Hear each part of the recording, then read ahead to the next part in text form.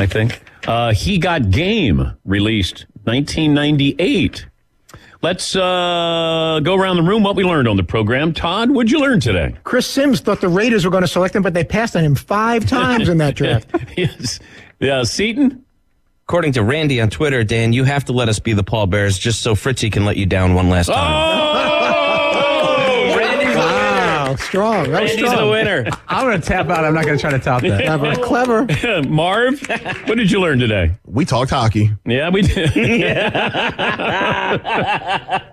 Yeah. Be careful what you ask for, Bruins fans. Paulie, what'd you learn today? I'm not going to try to top any of those. Meguiar's has come to the rescue again. The new hybrid ceramic tire shine renews dull tires by darkening the appearance and adding long-lasting high gloss and keeping it shining even when exposed to water. Give Meguiar's hybrid ceramic tire shine a try. Meguiar's, reflect your passion.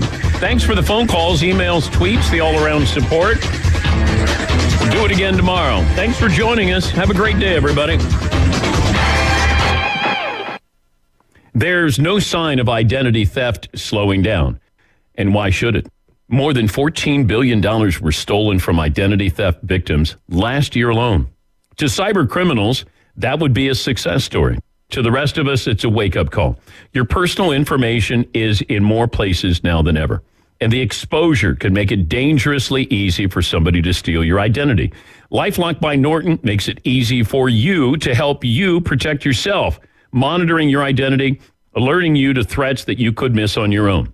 If you become a victim of identity theft, a U.S.-based LifeLock restoration specialist dedicated to your case will work to fix it. No one can prevent all identity theft or monitor all transactions at all businesses. But save up to 25% off your first year right now. Call 1-800-LifeLock or go to LifeLock.com. Make sure you use the promo code Patrick. That's promo code Patrick. Save up to 25% off your first year. Only 104.3 ESPN Northwest Florida could bring sports fans like you an app this powerful. The sports content you crave is always on. Live stream us everywhere you go. Now with upgraded programming and live game schedules, you'll always know when the Atlanta Braves and your favorite games are playing. Plus, interact with our local hosts in real time and so much more. The new app for the sports fanatic is available at the Apple Store and Google Play. From 104.3 ESPN Northwest Florida. Monday weather forecast, less wind today, mostly sunny in the mid to upper 70s. Southwest wind 10 to 15, water temperature in the Gulf 72. Mostly clear overnight near 62. Tuesday and Wednesday, dry weather, sunny weather, pleasant weather, mid to upper 70s each afternoon with light breezes. This weather forecast has been brought to you by Mid-South Lumber, the best little lumber yard in Panama City. For ESPN Northwest Florida, I'm meteorologist Tim Root. Serving overseas was just the beginning. We might be home from war, but our mission continues in communities all across the country. It's why we're out there in times of peace and crisis, providing meals to the hungry and supplies to the sick. It's why we're giving strength to those who are too weak and bringing resources to those without them. Service doesn't stop when we're done serving. It's what makes us the VFW. Learn more at VFW.org. No man, no woman, no one left behind. For the VFW, it's a credo that stands long after our fighting days are over, because our service never stops. We're still serving, which is why we pledge to help our own, no matter where they are or when they need us. Standing in lockstep with those who stood so courageously for everyone else. It's what makes us the VFW. Learn more at VFW.org. Yeah, military life can have its challenges, but sometimes veteran life brings more. While serving in Iraq, an IED took both my legs, but it didn't take my spirit. As America's veterans face challenges, DAV is there. My name is Greg Gadsden, 26-year Army veteran. With the right support, more veterans can reach victories great and small. DAV helps veterans like me get all the benefits they've earned, and that can be a life changer. DAV provides a lifetime of support to veterans of every generation, helping more than 1 million veterans each year. Today, I'm an entrepreneur, photographer, and public speaker. But there's more to be done and more victories to be won. With the right support, there are no limits. My victory is just being the best that I can be. Greg Gadsden, thank you for your service. May your victories inspire many more. Support more victories for veterans. Go to DAV.org. Imagine a world where no child goes to bed hungry. We do, every day. It's a beautiful place. But right now, families are struggling, and too many children don't have enough to eat. So we're called to help them, to bring them food, resources, and hope. To support families today so they can build a better tomorrow for their children. To do this, we connect people. People like you, who can do so much for the most vulnerable children across this country and around the world. If we work together and seize this moment, we won't have to just imagine that beautiful place. We can create a world where no child goes to bed hungry. Feedthechildren.org. WGSX Lynn Haven, WTOT, W271DM Mariana, WFieldQ Port St. John, Paula SA, ESPN Northwest Florida. It's the next evolution of Sports Talk Radio. The biggest stories and the biggest reactions. Now. And now we're taking... With the first pick. This is the last ball you got to bet. The Inside Drive. From college to the pros. Interviews with the newsmakers, sports betting, your phone calls, and more. And now, The Inside Drive with Ryan Mulvey. Broadcasting from the Bill Kramer Chevrolet Buick GMC and Kramer Marine Outdoor Studios on ESPN Northwest Florida.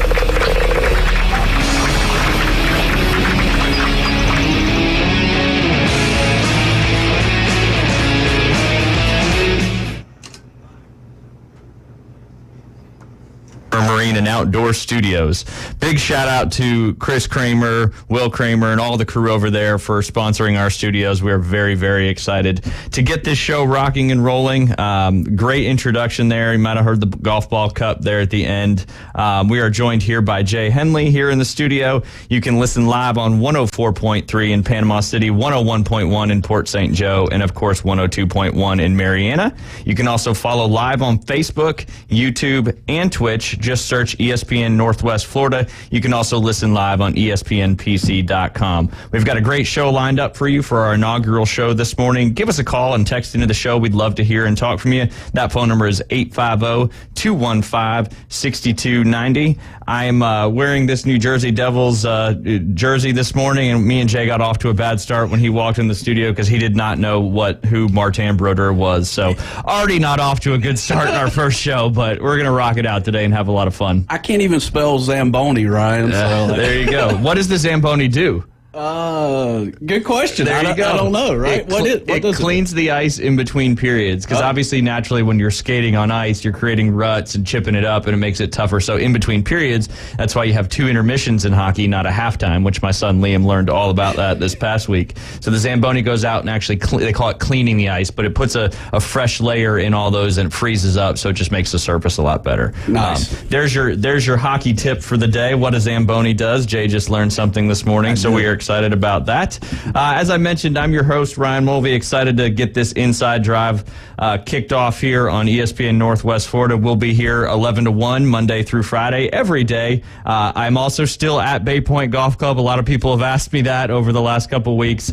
Still running Bay Point Golf Club and excited to be doing both at the same time. So Bay Point Golf Club is actually going to be a big sponsor of the show as well, in addition to Bill Kramer Chevrolet Buick GMC, as well as Kramer Marine and Outdoors.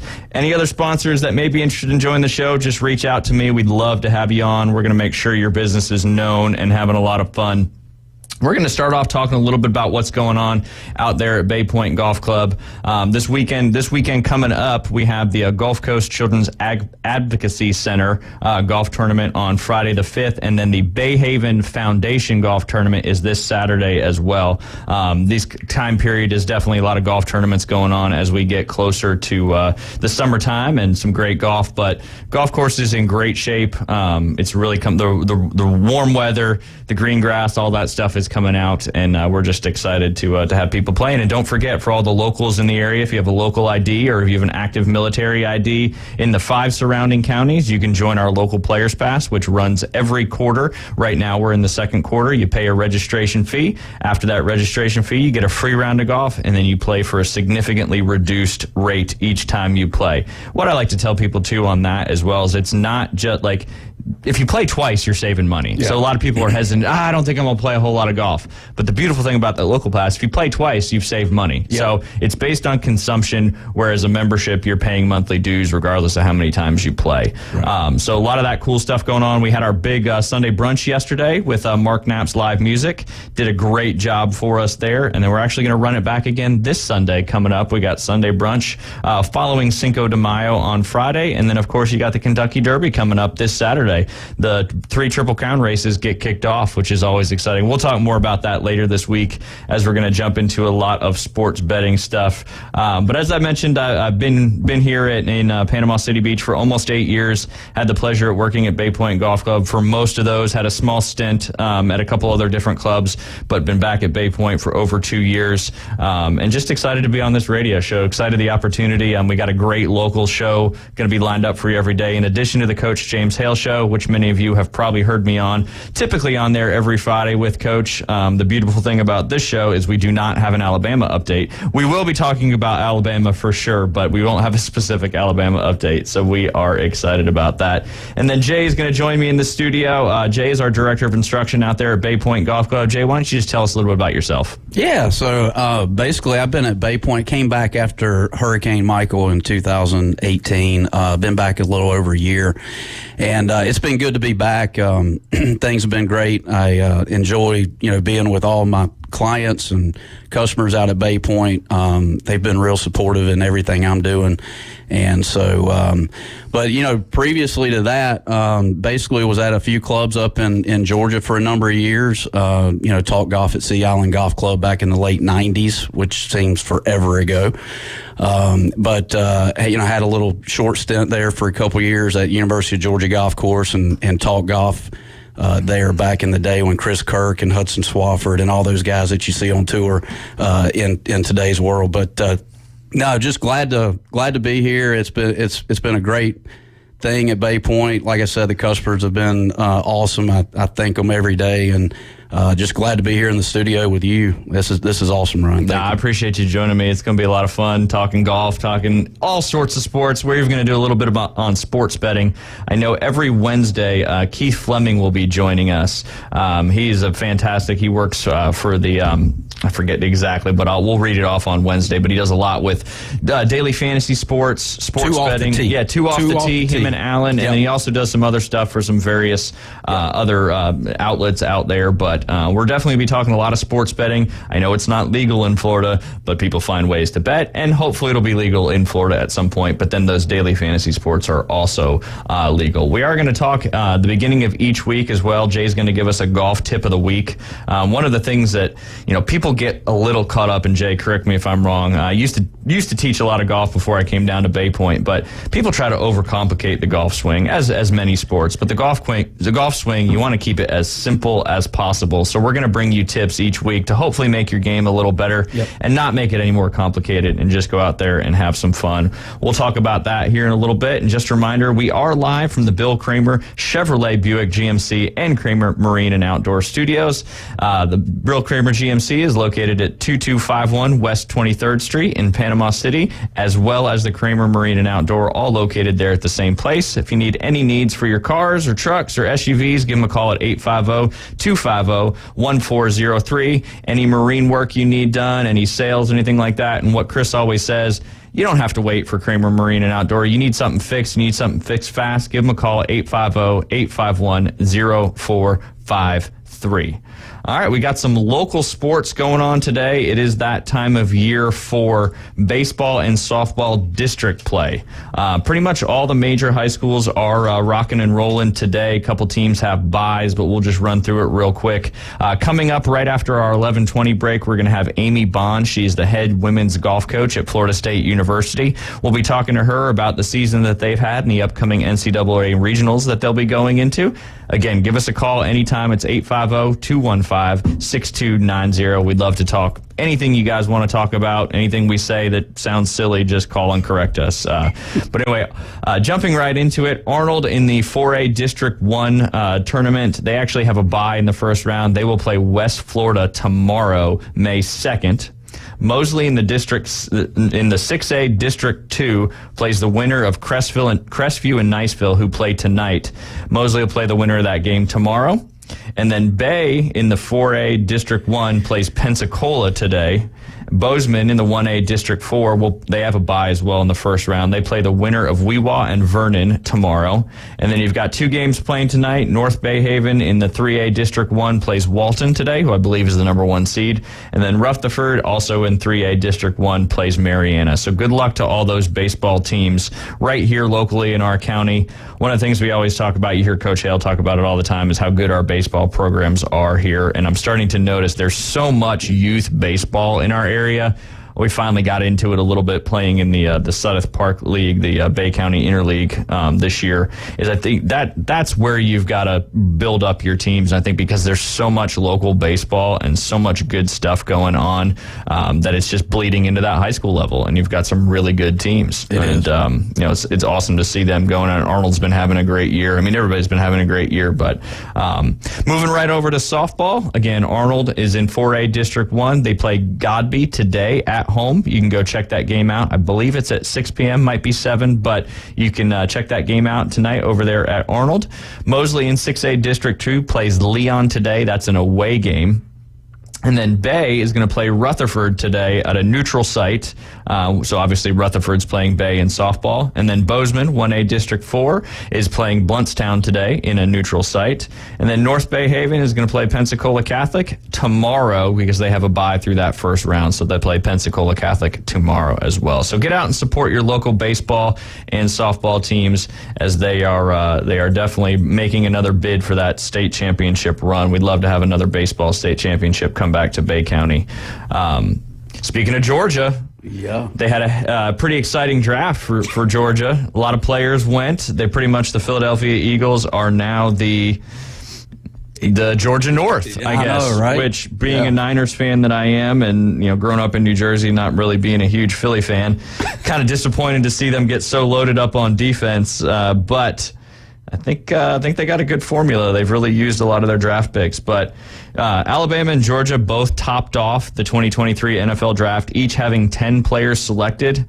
Pretty surprising. Not surprising, but Michigan with the 9 players selected in the 2023 NFL draft, including my Niners taking a kicker in the 3rd round, which got a lot of criticism, but I'm going to stand by it because if they would have let him go, obviously he was arguably by far the best kicker in the draft. Robbie Gould's not going to be on the team anymore, even though he had a great run for the Niners. So we're going to get a good kicker at a really discounted price. However, a lot of criticism was given to the Niners, but the Niners didn't have a 4th round pick because they traded so many of their picks away to get Trey Lance, who is still, seemed to be how he'll do, but a lot of expectations for him and Brock and all that.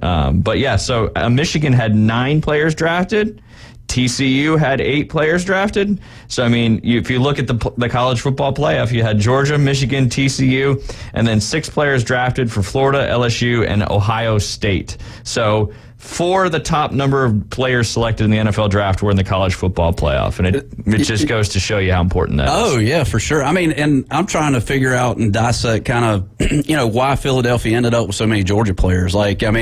Is it a DNA type situation where it's like, hey, look, these guys have been on the championship team for the last couple of years or whatever it may be. But yeah, I would definitely like to dissect that and find out why that is. But what's your thoughts on that, Ryan? I think it's just the way the cards kind of fell. I mean, Philadelphia, obviously, when they got Jalen Hurts in, I want to say it was probably a 3rd or 4th round pick. I could be wrong on that. Yeah. That really kind of set the tone with they made some trades and got some draft picks, and they've just really capitalized on that outstanding Georgia defense.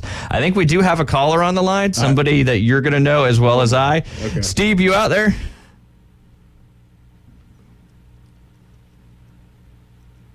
Steve, are you there? Can you hear him? Stewie Wally here. Hey, there he is. Who is this? It's Steve. Oh, Steve Wiley. Yep, hey, from Steve. the golf club. Yeah, absolutely. It's Stuart Wally, like Stuart Smith and Bob Walcott. Oh, sorry. I thought it was somebody calling from the golf club. Say your name one more time. No. Hey, speaking of guys like that from up there, I mean, Mr. Henley, is he related to Kipper? Excuse me, Kip. Kip. I'm not. I could be. I don't know. Come on, man. Know your golf trivia. Don't become. Oh, yeah, Kip Henley from the Golf Channel. Big break. Yes. Also tour caddy for Brian Gay until they recently parted company. Yes. No, we're from the same town in Georgia, but I have a D on my last name, and he has just a Henley. So yeah. Closed caption radio. I'm sorry, I messed up, but that's okay. Y'all know who this really is. But, Mike. Yeah. Keep it on the down low, okay? The police. Mark Smith's looking for me. That's why I can't visit the studio. That's right. Anyway, they know. Yeah. Well, he ain't looking for me, but if he sees me, he will be. Congratulations on the show. Thank you for talking hockey. Although Martin Brodeur, that's getting in a wayback machine almost. But that was my heyday. I grew up in New Jersey in the 90s, and I wondered, you Baltusrol guy. Yep. Actually, I did play in a high school match. That was kind of crazy how good the golf course is up there. We played a little muni course for our home course, but I can remember playing Springfield High School on Baltusrol, not lower, but the upper in a high school match, which was pretty cool. That's okay. That's kind of like playing Torrey Pines North instead of South. Yeah. It's okay. You're there. You're at the facility. Yep, but, exactly. Appreciate what y'all are doing. I want to wish you luck.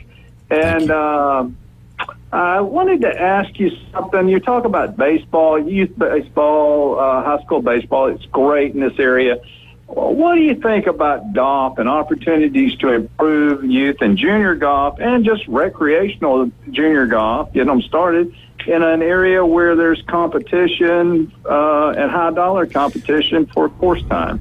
Yeah, and that's a great point, and I'm glad you asked that. That's kind of one of the reasons why Jay is here with us at Bay Point. I mean, what he's doing for the junior programs is, again, going back to the same thing we're talking about with youth baseball. You're trying to build that pipeline of future golfers. And one of the things we do at Bay Point for the juniors is anybody who is 12 and under with a paid adult plays for free, and then anybody who's 13 to 17 with a paid adult plays for only $35. So thank you.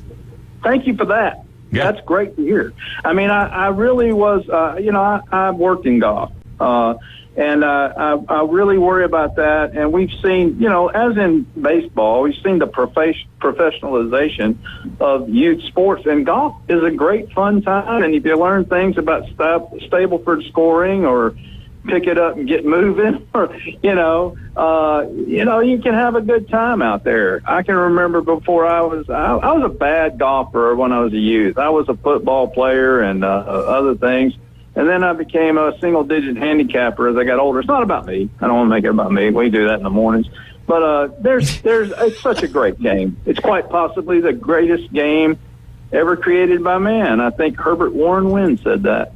Well, and it's just, I mean, as many sports are, it's just such a great life sport. Obviously, you can play it until you can't walk anymore, but golf gives you everything out there. It gives you peace. It gives you stress. You can hit a great shot with a bad result. You can hit a bad shot with a great result. Such is life for sure. But, yeah, no, kudos to Jay and the rest of our team out there that have really taken on the task of growing junior golf in our area, because we did have awesome to hear. My first 3 or 4 years at Bay Point, the local high school teams were pretty stout. There's quite a few kids that were in high school, 3, 4, 5 years ago that went on to play Division I golf, which is pretty awesome.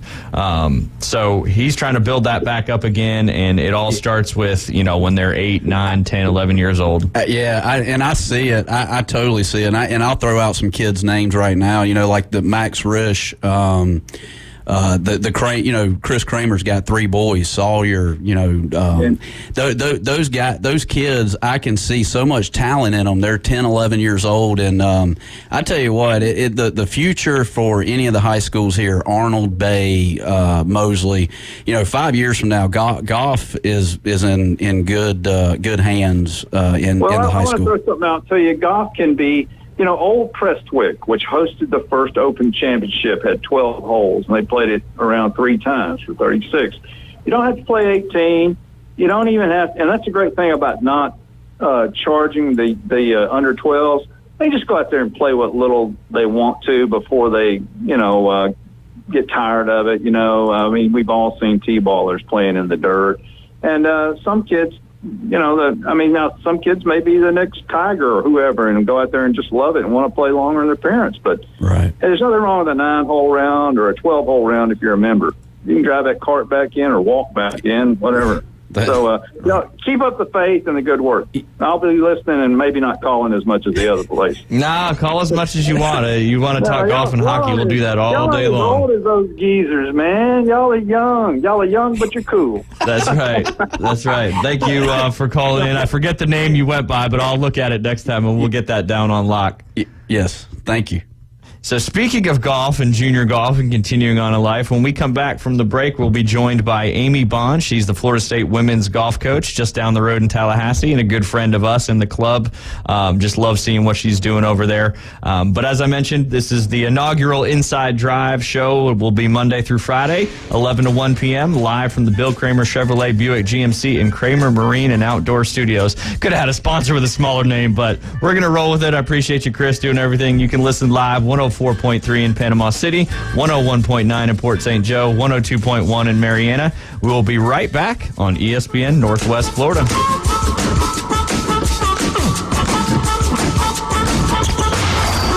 ESPN Northwest Florida, the Paul Feinbaum Show.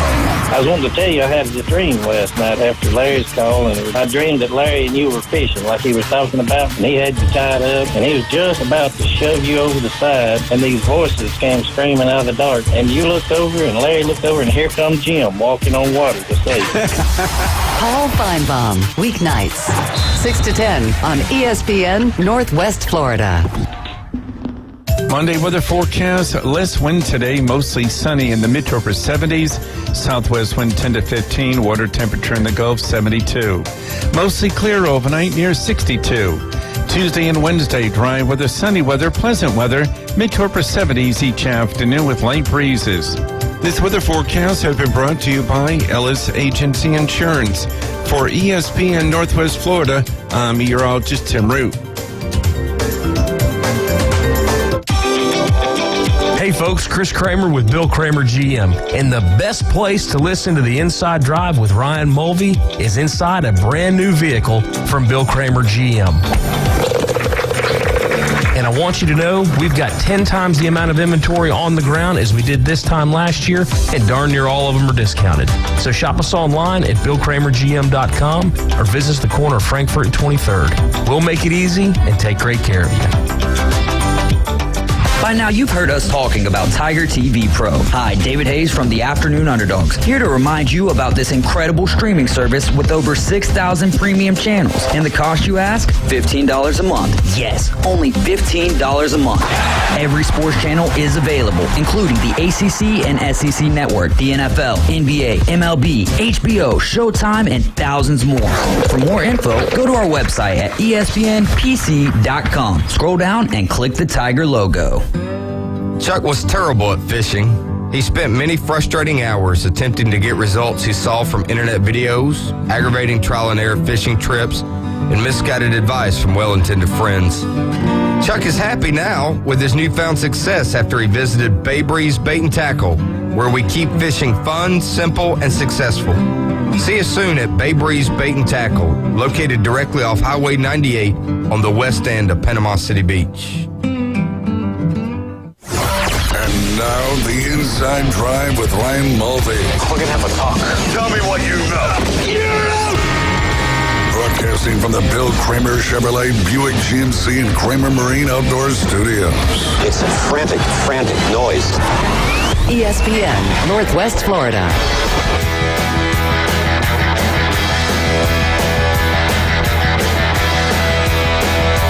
Welcome back. You are listening to the Inside Drive. It was live here from the Bill Kramer Chevrolet Buick GMC and Kramer Marine and Outdoor Studios. And now we are joined by our good friend, the head women's golf coach at Florida State University. Amy, how are you doing this morning?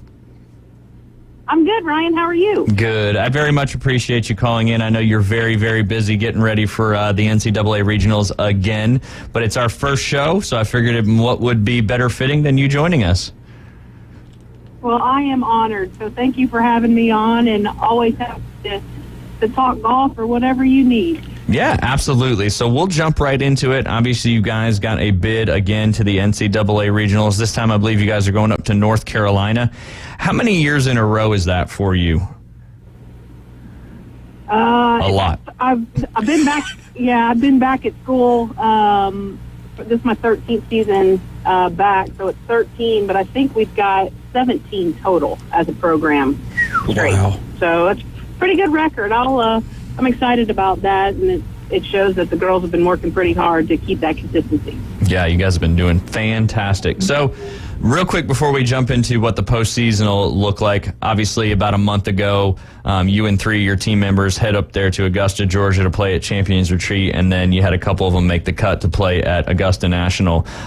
Charlotte Heath, Lottie Woad, and Amelia Williamson all got invited to play in the Augusta National Women's Amateur. And that's not the first time you've had players be invited to play in the Augusta National Women's Amateur either, is it? No, it's not. I mean, the great thing about it is for the 4 years that it's been going on, we've had at least one player compete in all four. So it's a pretty special event, and Augusta National really knows how to do it right, and they treat the girls so well, and it's a special week for everybody. That's just so awesome. And so talk a little bit about the experience up there. Obviously, you've been up there multiple times, but to go play an awesome golf course for 2 rounds like Champions Retreat. I used to be just across the river at a place called Mount Vintage Plantation in North Augusta, South Carolina. I had the chance to play Champions Retreat a few times. But just tell everybody about the experience that all the girls get treated to during that whole week for that event. Yeah, I mean, it's one of the most spectacular weeks of the year. I mean, they ask the girls to come up no later than Sunday. So they spend the whole week up there. So they get up there on Sunday. On Monday, they do a little bit of practicing, but they can't actually get on property. And then they treat them to a very nice dinner, what they call the chairman's dinner. And they get all dressed up and take their picture at Augusta National. And it's really the first time they get to see that as they bus them in. And each player gets a special guest. So it can be a parent, it can be a boyfriend, it can be whoever they want that's going to get to partake in all of the festivities. That's awesome. So, yeah, they get all dolled up. Tuesday's mostly the practice day where they play Champions Retreat, get to know the golf course a little bit. And then Wednesday, Thursday are their qualifying days. And in amongst all that, you know, the girls are playing, but they treat them to all the food they need. They bring out food trucks one night. I believe they had a former member of a boy band there to play for them one night as a special little treat, which my English players love. Nice. And then they play Thursday, Friday, and that's where the pressure comes in because you've got 75 of the best players in the world vying for 30 spots. That's only the top 30. Yeah, only the top 30 get to play at Augusta National in a competition round. I mean, every player in the field gets a practice round at Augusta, which is wonderful. That's pretty special, but those top 30 players. Yeah, I mean, this year was the first year that they allowed 30 and tied. Oh, okay. That's right, because it used to be a playoff for those last spots, right?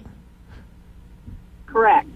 So the playoff, thank goodness none of mine have been a part of that playoff. They've been in, but it is kind of fun to watch. But it's also very sad because the couple players that don't make it, they're devastated because they don't get to play that competition round at Augusta National. Now, you had two players Friday. Go ahead, sorry. Yep. I was just going to say, fast forward to Friday, and everybody gets a practice round at Augusta National. So the girls that don't make the cut play for score, while the others are actually trying to learn the golf course with a local Augusta National caddy. And then Saturday, the fun begins. Which is that local Augusta National caddy is such a huge, important thing, especially if you've never played that golf course before with how difficult those greens are. But as mentioned, you had two out of the three. You had Charlotte and Lottie both make the cut to play in the final round. And I know Amelia had something pretty special happen during that practice round on Friday. She did. As a coach, when you have three players there, you obviously want them all three to make the cut. But Amelia, unfortunately, missed the cut.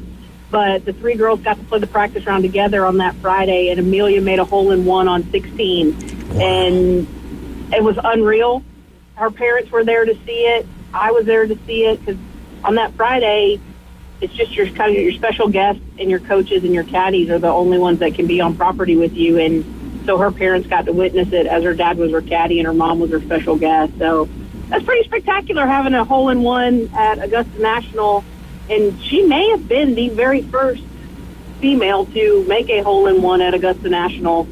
That I'm not confirming or denying, but I think nobody else has at this point that I'm aware of. We're going to run with that. That super sounds cool. like a great record. Yeah. Where was the pin location on 16, if I may ask? Do you know? Was it? It was back right. Ooh. So the typical, I think it's Friday's pin for the Masters where they got it up on that ridge. Yeah. It was back about 8 paces. Wow. So 2 bounce right in the cup.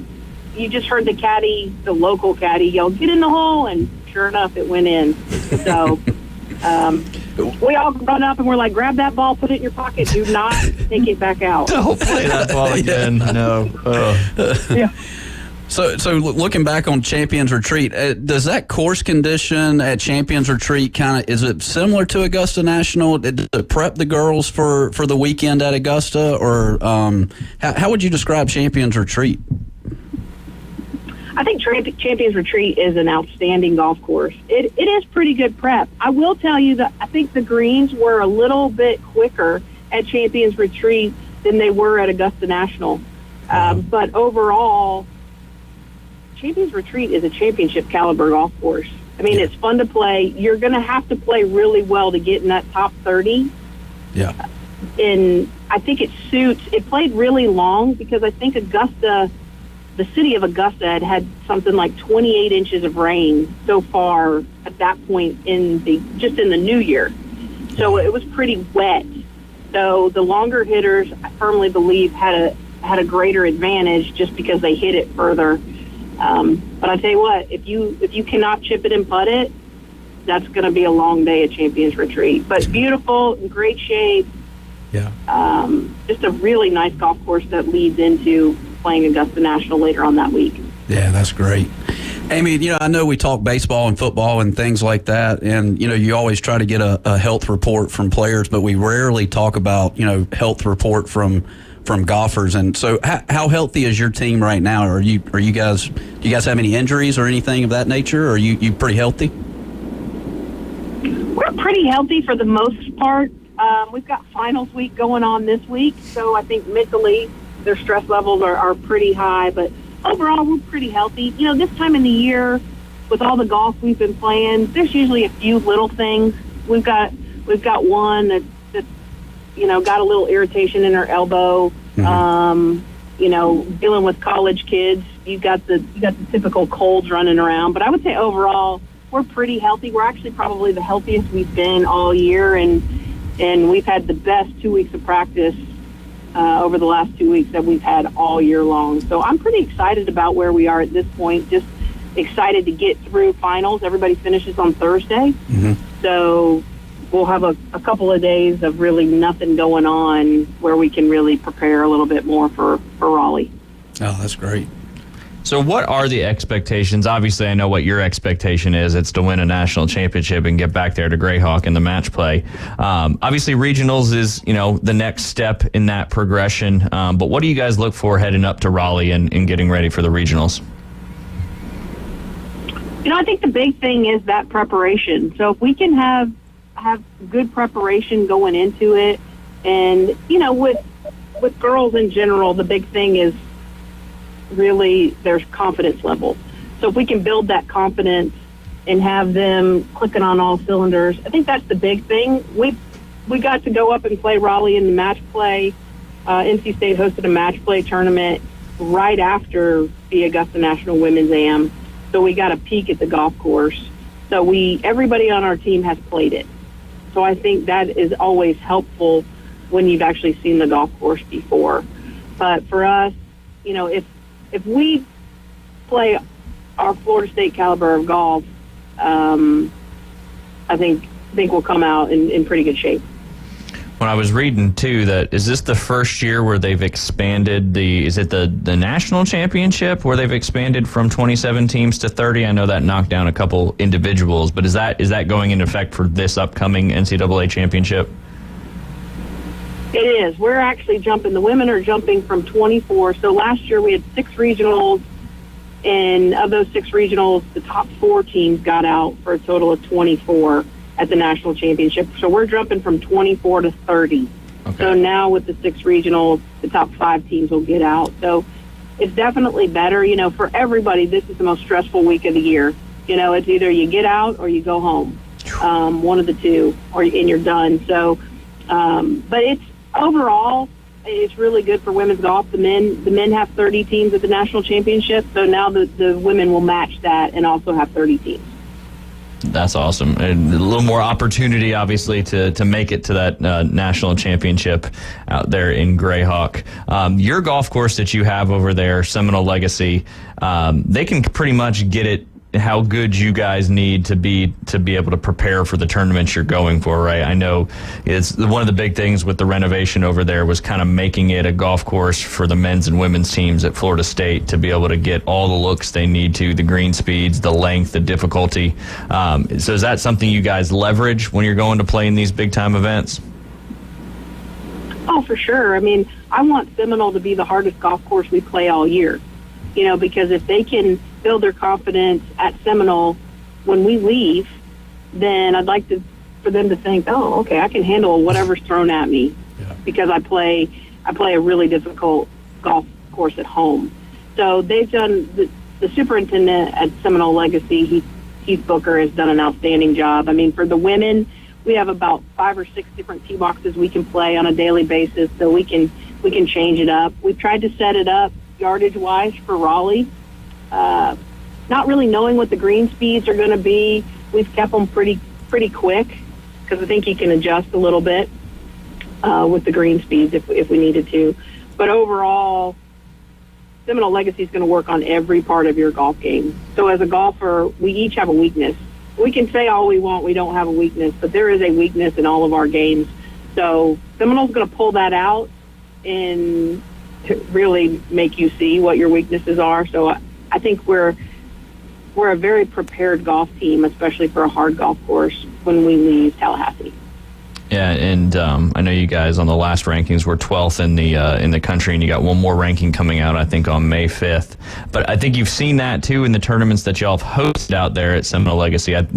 You've won that tournament this past season, and then seasons prior potentially, just because of how difficult the golf course is, and you guys, practice on it day in and day out. For sure. I mean, it's not a golf course that you can just rock up and see it in the practice round and then expect to do something with. The home field advantage there, and for me, it's something pretty special to be able to do that, because usually at tournaments, the host is probably favored, but it doesn't always work out in the host's favor. But at Seminole, there's definitely an advantage to being the home team and having seen it numerous times, playing in all different kinds of wind, weather, and the different conditions that the different times of year give us. Yeah, so Amy, I do have a question. I was mentioning earlier, I was at University of Georgia Golf Club. I taught there from 06, 07, which is almost 20 years ago. It's kind of crazy, but it seems like back then, the women had their own kind of there was a brick house, and I can't remember the name of it, but the women were able to kind of hang out. They had like a little lounge. I've never been up to Seminole. I want to make a road trip up there and check it out. But do you guys have any sort of facility for the women just to kind of hang out, just kind of rest and things of that nature? Oh, yeah. I mean, these days, facilities are everything. With everything going on, the kids are looking at, when they're looking at prospective schools, they're looking at your golf facility because obviously they want to be professional golfers, and can that facility facilitate getting better, but also an area where they can relax because it's turned into that, having everything right there at the golf course. So the great thing for us is we do have everything out at Seminole Legacy, and the guys and the girls share it together. Okay. The great thing about FSU is we're a combined program, so all four of us coaches can coach and recruit men and women. Obviously, my main job is the women, but our assistants flip-flop back and forth. But we do have an upstairs lounge. They have a locker room that they can hang out in. We also have a lounge that gets utilized quite a bit that has a big screen TV, a pool table.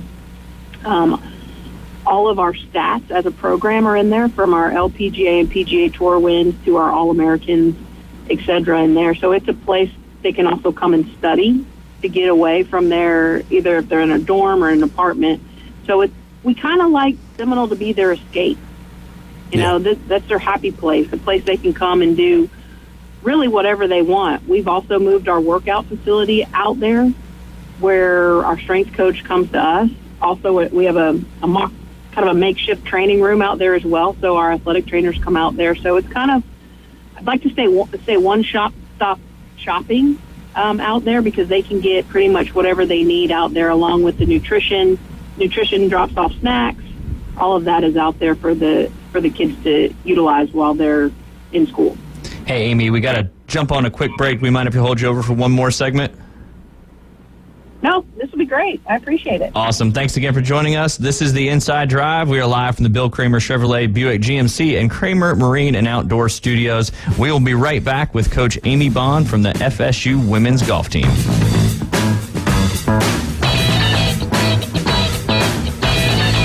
ESPN Northwest Florida. It's the Coach James Hale Show. Well, I want to hear about this hang-up thing. What happened about this hang-up thing? Well, I don't know what they're talking about. He hung up on me. Hey, Eddie. It happens all the time. They treat y'all like Tennessee. They treat Michigan like Tennessee. Michigan should be favored. Actually, we're getting a lot of love. Weekday morning 7 to 9. ESPN Northwest Florida.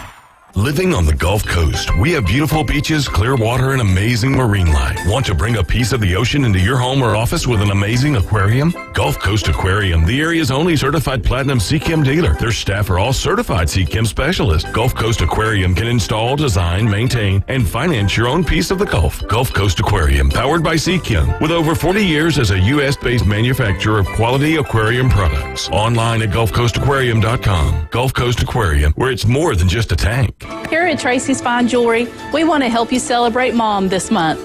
From mother's rings with her children's birthstones to unique one-of-a-kind pieces just like her. This month is meant to celebrate Mom. From our large selection of beautiful stackable bands to simple, elegant diamond necklaces that will bring a sparkle to her eye. This Mother's Day, show Mom how much you love her with a beautiful piece of jewelry that's as unique as she is. From Tracy's Fine Jewelry. You know the break room for the best pool tables in Bay County. But did you know they now serve delicious food? Check out the break room's daily lunch and dinner specials like spaghetti and meatballs, meatloaf with mashed potatoes, air-fried chicken, and more. Plus the best burgers, hot dogs, and you gotta try the Sammy of the day. The Break Room on Panama City Beach at the corner of Joan Avenue and North Lagoon. For more information, check them out on Facebook. And now the Inside Drive with Ryan Mulvey. ESPN Northwest Florida. And welcome back. You're listening to the Inside Drive live here on ESPN Northwest Florida, 104.3 in Panama City, 101.9 in Port St. Joe, and 102.1 in Mariana. We are here in the Bill Kramer Chevrolet Buick GMC and Kramer Marine and Outdoor Studios. We have Amy Bond on the line. She's the Florida State Seminoles women's golf coach, and they are getting ready to head up to Raleigh, North Carolina for another NCAA Regionals appearance. Amy, had a couple people messaging me in the break and had a question about the NIL. Does that impact y'all's golf team at all, or is that come into play for the girls? I know everybody's eligible for it. I just didn't know if it was something that, that they're looking for or trying to do, or how does that even work? Yeah, the NIL is something new. I mean, you obviously see it a lot in the revenue sports with football and basketball, especially, maybe a few baseball players. It hasn't affected us too much at this point. But we do have a couple of kids that are on some smaller name, image, and likeness deals.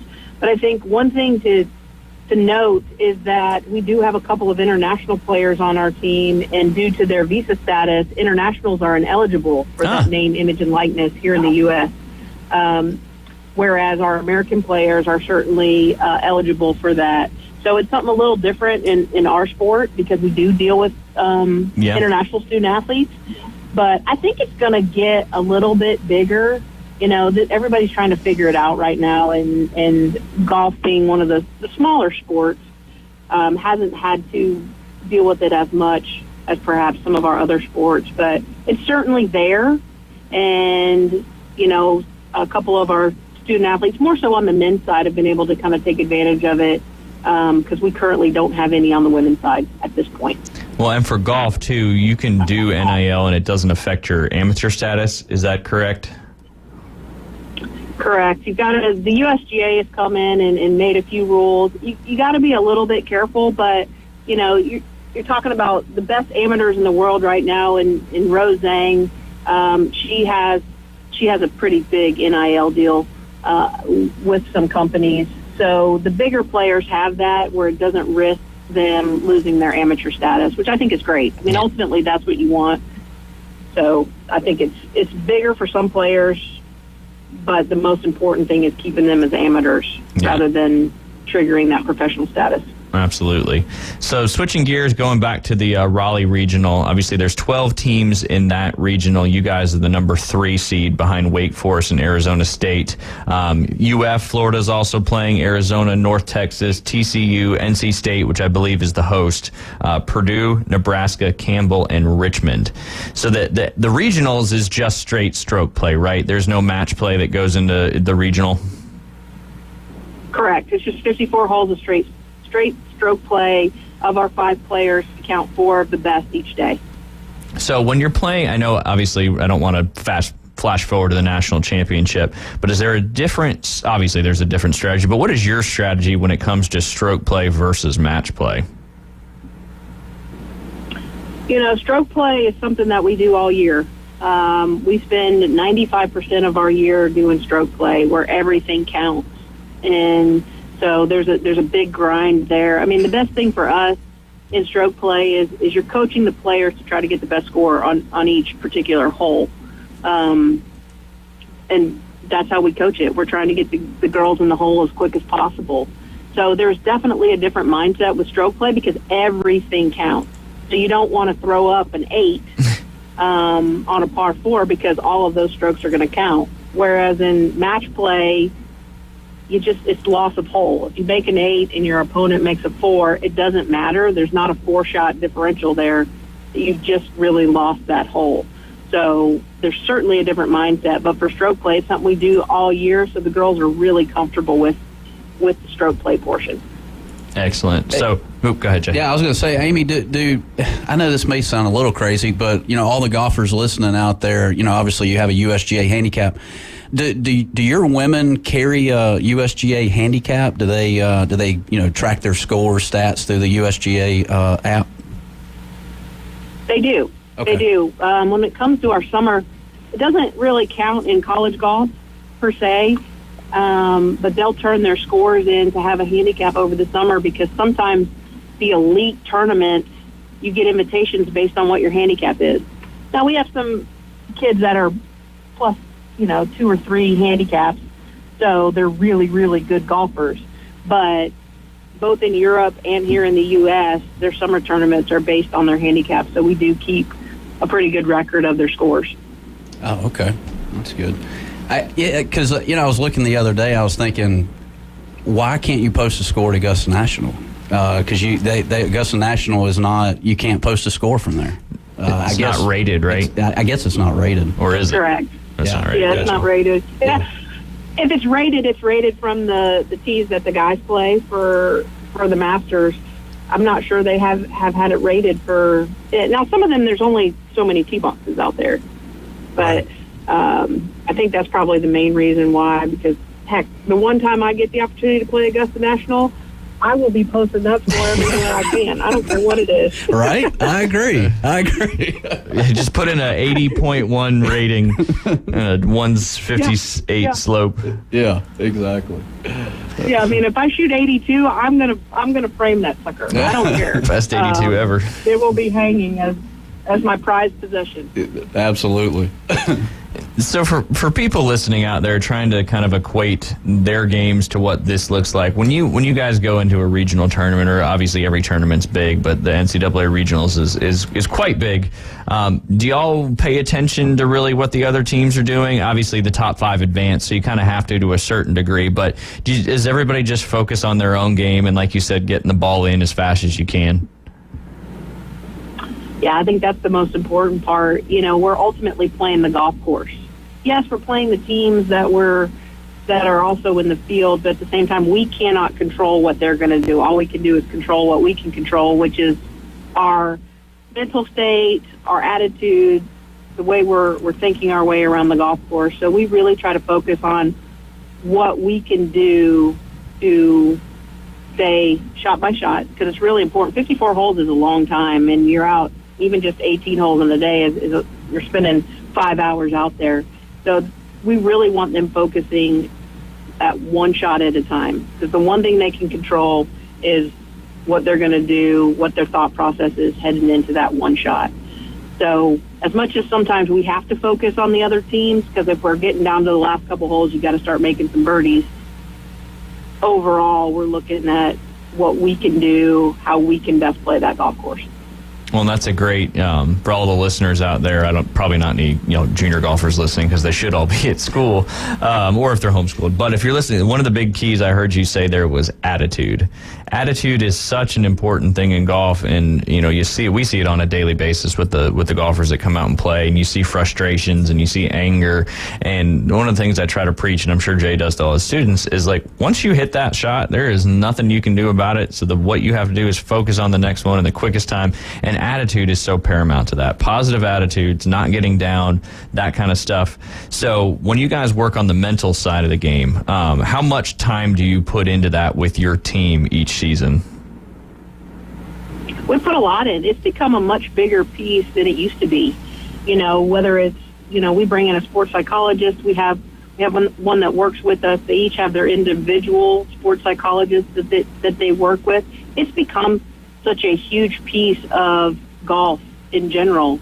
I was trying to explain to one of the girls the other day, because we're constantly talking about it. We're talking about attitudes, and we're taking an individual sport in college, or in general, and making it a team sport in college, where their teammate may be behind them watching what's happening to them, and their attitude is everything. If they're excited and high-fiving and looking around and smiling, it's going to be better. It's going to come off better for their teammate behind them. But I told one the other day, I'm a firm believer that you make your own luck. And in golf, if you have a bad attitude about it and nothing's going right, but you manage to find the fairway, that's a victory. So take that victory and run, because you never know what's going to happen next. Yeah. But that's right. in golf, you've got to have short-term memory loss. If not, it will eat you alive. Because all we do in golf is focus on the lowest score possible, right? So I tell our kids all the time, they may come off and shoot the best round of their career. They may come off and shoot 63. And the first thing they're going to tell me is how they missed the putt for 62. and it's backwards. Whereas God, it's so true. Hacker, and a hacker, who I use that term loosely, but somebody who's maybe just starting into golf, they might swing it 100 times, but it only takes one of those shots that's actually going to bring them back onto the golf course. So if you can focus on the positive things and pull positives out of everything, every round you play, golf gets a lot easier than constantly focusing on the negatives, because that's enough to drive you crazy and make you want to quit. And we hear it all the time. Yeah, I played a great round out there, but I missed a short birdie putt on 18 to do this. But like you said, focusing on the positives is so important for not only just a recreational side of golf, to make the game more enjoyable. If people just go out there and lower their expectations and have fun, and but that's why it's such a great parallel to life, because so many things can happen out there on the golf course. Go ahead, Jay. No, I was going to say, there's so many variables in the competitive side of things. I mean, you think about, getting paired up with different personalities, and, you may be walking with a group where, you chat it up for 4 hours, you become friends. You may be in a group where, you might say 2 words the whole round. There's so many variables that come along with it, and I think that's why it's so important to me. Like with the having the mental coach and all that stuff that you got going, Amy. I think that's great. Yeah. So. You don't ever know, and you're never going to play a perfect round of golf either. No, it's not. So we might as well we might as well hang it up, because we're never going to play a perfect round of golf. So we might as well at least enjoy it. And remember, it's a game. Yeah. It's still a game, and it should be played.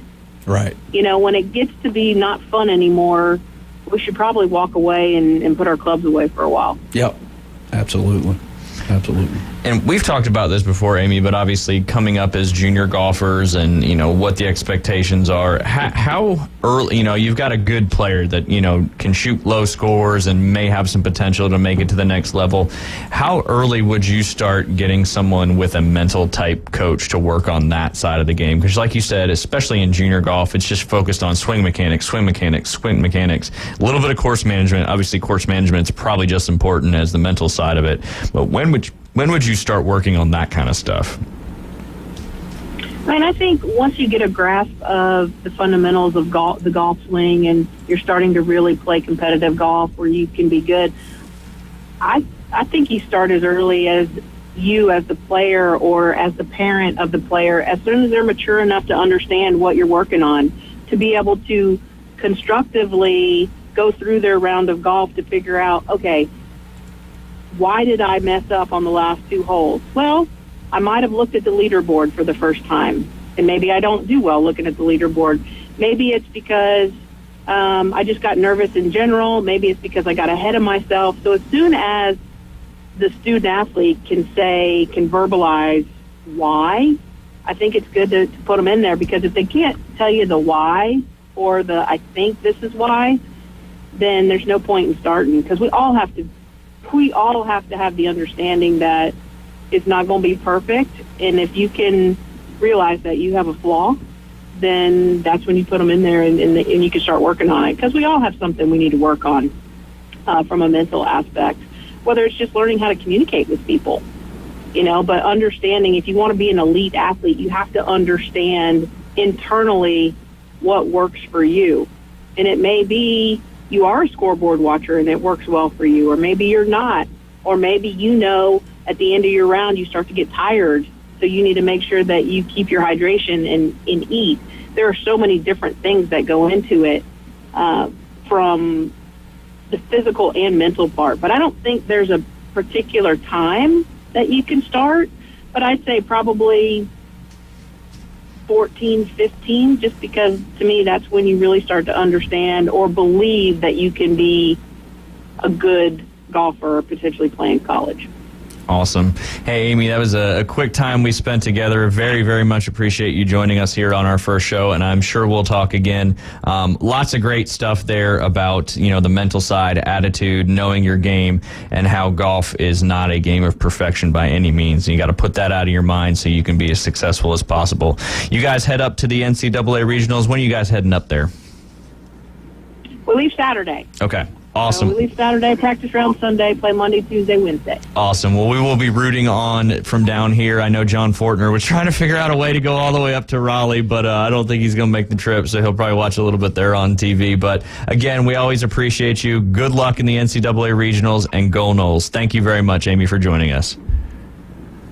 Thanks, y'all. Thanks so much for having me, and you guys are welcome up here anytime. But go Noles, and again, thank you so much for having me. Thanks, Amy. We appreciate that. And with that, we've reached the top of the hour. We are live here on ESPN Northwest Florida. We will be right back talking golf tips, NHL, NBA draft, and even maybe some sports betting as we get close to the end of the show. You're listening to ESPN Northwest Florida.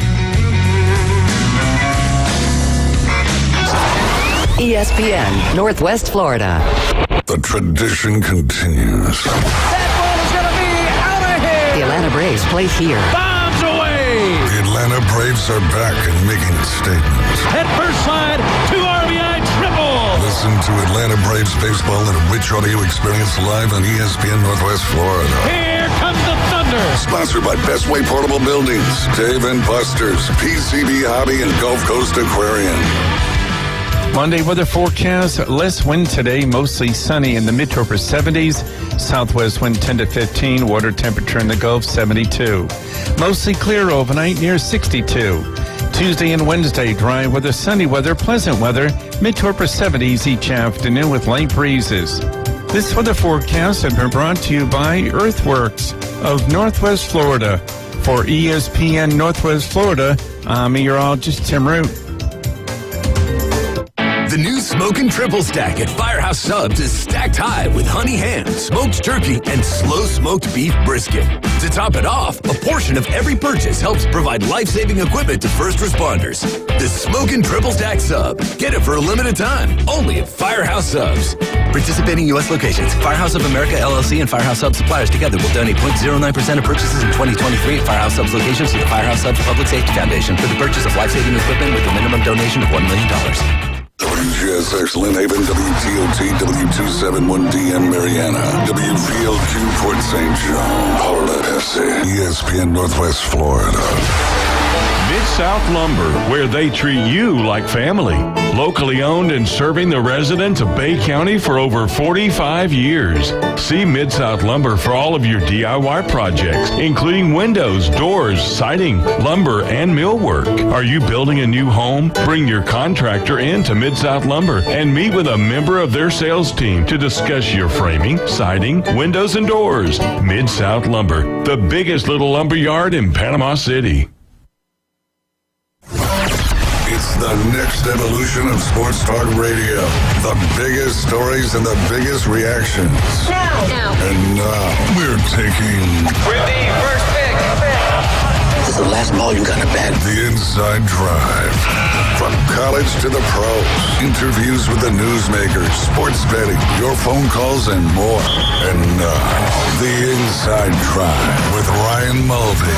Broadcasting from the Bill Kramer Chevrolet Buick GMC and Kramer Marine Outdoor Studios on ESPN Northwest Florida. And now we switch from good morning to good afternoon. You are listening to the Inside Drive live here on ESPN Northwest Florida, 104.3 in Panama City, 101.9 in Port St. Joe, and 102.1 in Mariana. We are live from the Bill Kramer Chevrolet Buick GMC and Kramer and Outdoor Marine Studios. My name is Ryan Mulvey, and we are joined by Jay Henley, our Director of Instruction out there at Bay Point Golf Club. You can follow us live on Facebook, YouTube, Twitch, and just search ESPN Northwest Florida. You can also listen live on ESPNPC.com. Give us a call, 850-215-6290. Let's talk any type of sports you want to. We're going to jump into a couple local things, and then we're going to move into Jay Henley's golf tip of the week. But first, I wanted to give a huge shout-out. I know the Glenwood Rattlers had a great state run as well. I'll get a little more information from them later this week. But wanted to give a shout-out to the Beach Marlins, the 8U football team. They played in the new youth spring football league, which was was an 8-8 tackle. It's played every year in the state of Florida, and they won their region a couple weeks ago and went to the states, which they lost and won. And they lost the first game and won the second game and finished state runner-up. So big shout out to the Beach Marlins and the program they're doing. So we'll have some stuff on the Glenwood Rattlers as well, some local football teams. We talked about baseball earlier and all the youth programs, and just trying to get football going as well to keep these pipelines into middle school and high school going. That's the goal of local sports, is to make sure we keep our programs up here in the Panhandle doing the best they can, for sure. One of the things I want to give a quick shout out to Keith Dimmick. He's heading down to Orlando to compete in track and field for the Special Olympics. Yep. And Keith is one of the participants out there at Bay Point Golf Club. Every Tuesday, you have the Florida Panhandle Golf Therapy Alliance, which runs from 8 to 9 in the morning with a coffee social, and then 9 to 10:30 with the clinic. And that's mainly veterans, first responders with PTSD and or disabilities. It's all run by James Tipton, and then Jay Henley is their instructor and does a fantastic job. And now that the time has changed, they've got the Special Olympics clinic and the Rotary Club Corps, I think, going on every afternoon at Tuesday afternoon at 5 p.m. And the Special Olympics boys and girls are doing a great job with that as well. So I wanted to give Keith a quick shout out. But Jay, thank you for all the work you do with Tip and everybody. It's just we're proud to be part of that organization as Bay Point Golf Club. If you know anybody, any veterans, any first responders, any children with PTSD and or disabilities, we talked about golf in the last couple segments with Amy Bond at FSU, and how a lifelong sport, and how they said, you heard her say, it's the happy place. It is. Their girls go to the golf course for their happy place. It's the same thing that we've seen these programs be so successful with. So thank you for everything you're doing out there, Jay. Thank you. No, it's an honor. I enjoy doing it. I tell you what, we've been doing it for about a year now. Every Tuesday, I know, right? Yeah, and every Tuesday we'll get some new folks coming in, and if we could get all the people that have come in the last year to come one Tuesday, it would fill up the whole entire clubhouse at Bay Point. I mean, we've had so many folks come through, and that's just a testament to to Tip and everything he's doing with that organization. And there's many great things ahead with that. So yeah, it's great. I enjoy it. Like I said, every Tuesday from 5 to 6. For Special Olympics, we'll be doing that, all the way until late in the fall. Come be a volunteer, come join us. And like I said, every Tuesday morning at 8:30, we do a coffee social. And then we hit golf balls from 9 to 10. We've been trying to get out on the golf course a little bit, the last few weeks. That's been good. And so, yeah, you guys come join us at Bay Point. Yeah, and not just we need more participants too. If you know anybody who's struggling, who is served our military, allowed us to be on these radio shows and play golf every day. Yep. If you know somebody who's struggling, tell them to come out. Don't not let them say, no, I don't want to come out. We've had a few people that if they would have came out to the clinic, we may have some more people with us right now. So one of the big things with that is make sure if you know somebody that could benefit from these clinics, and it's super casual. It's just out learning golf, hitting golf balls, lots of camaraderie. If you know anybody that's struggling, please send them our way. Well, we're getting so used to, you get to build relationships and everything, and every week there's a really good story that's talked about in the coffee social, and that's what it's all about. Is you go through all the trials and tribulations of life, and then you're able to talk about that and help others. And that's exactly, take golf out of the whole equation. That's what it's there for. And so all the stories that we're getting on Tuesdays, it's absolutely amazing. And come be a part of it. Well, and you may not even realize, it may help you just coming out there as well. It's just everybody shares. They talk about their similarities, struggles in life, and things that have happened to them. And sometimes just talking about it with other people, really lets you get past it. So wonderful things going on there with the Florida Panhandle Golf Therapy Alliance. As I mentioned, we're live from the Bill Kramer Chevrolet Buick GMC and Kramer Marine and Outdoor Studios. Both of those businesses are located at 2251 West 23rd Street in Panama City. Any of your car, truck, SUV needs with Kramer Kramer Chevrolet. It's 850-250-1403. And then Kramer Marine and Outdoor, if you need your boat fixed quick, you need to buy something quick, you need an engine repair, give them a call. They can turn it quick, 850-851-0453. Jay, you were mentioning something in the break about a local driver that had a pretty successful race this past weekend. Yeah, so I follow NASCAR a little bit. Jake Finch, a Mosley High School student. Basically, ARCA Menard Series East had a race, I think, Friday up at Dover Speedway in Dover, Delaware. Panama City native, takes the car up to Dover. Basically, in turn 3, pushes Landon Lewis to the outside and wins the ARCA Menard Series East Series at Dover, Delaware. The best part of this whole thing is that he flies back to Panama City and goes to the Mosley High School prom that same weekend. So, shout out to him. That's pretty cool to see a local guy go to an ARCA Series race and win it like that. It's pretty cool. Yeah, that's pretty awesome, especially still in high school. Yeah. Pretty incredible. You can just search him up on the internet and you can see that move Jay was just talking about. Yeah. With that being said, Jay, why don't you kick us off with all our golfers out there listening, professional, amateur, whoever it may be. Let's give us the Jay Hanley golf tip of the week, which we revisit each show each week. We'll have a new tip each week. Okay. Yeah. So I did see where Jim Furyk had something to say about swinging easy the other week, and I kind of wanted to emphasize on that a little bit. So when I'm walking the range of Bay Point, I see a lot of people that basically hit, hitting shots at 120%, and they don't finish balanced at all, and they're all over the place. So I would tell the people that are just starting out, or even if you're a scratch golfer, take a bag of golf balls, find out your 150 club. That for me, it's a 9-iron. And then drop down to an 8-iron and hit it 80%. Try to finish with your hip turn. Make sure you finish balance. Make sure that the club's behind your head. Just don't swing out of your shoes, and I promise you'll hit the ball a lot better. So well, and kind of jumping on that a little bit is one of the things people, amateur golfers, a 20 handicap, how often are you hitting it square on the cup face? Very few. Very few times. So if you hit your 9-iron 150 yards, when you hit it dead square, how often you should be hitting a 9-iron from 150 yards? Never. Because, and if you hit it that one time and you flush it and it goes over the green, chalk it up to a great shot and get up and down and make your par. But that's one thing. I see so much golf, people coming up short. Yeah. For that exact reason. We're not pros. We don't hit it dead square on the face every time, knowing your yardage when I hit it dead square on the face, what that gives me. So always club up and just swing nice and smooth like Jay was talking about. It can really go a long way for your game and getting better at golf. Well, and play a game, play a game with yourself when you're on the driving range. Drop down to that 8-iron, hit it 150 yards. I guarantee you the first 4 or 5 you're gonna go past the 150 flag and you're gonna hit it 160.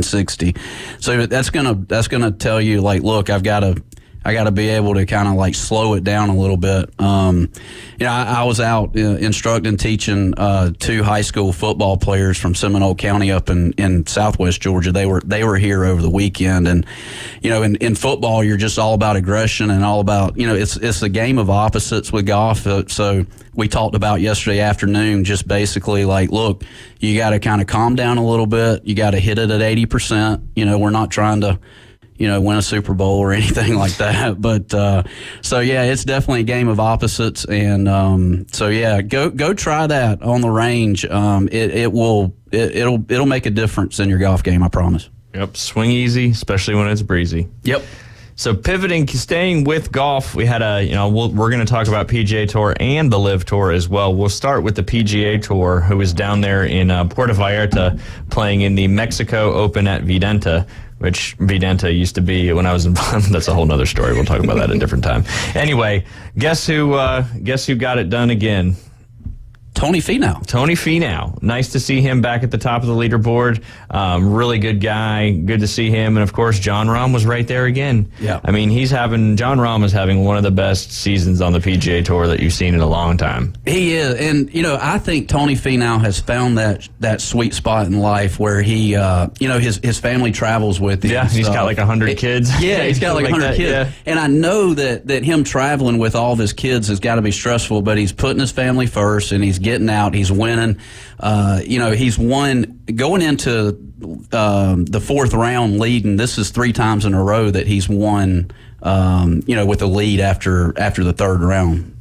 So he's starting to learn how to win, and I'm picking this guy in the next few weeks for sure. Well, we get to some golf betting with Keith Fleming on Wednesdays. We'll be talking a lot about that for sure. Yeah, especially with the Wells Fargo coming up, and then the Byron Nelson, 2 huge regular season tournaments, and then you got the PGA Championship in 3 weeks up there at Oak Hill Country Club.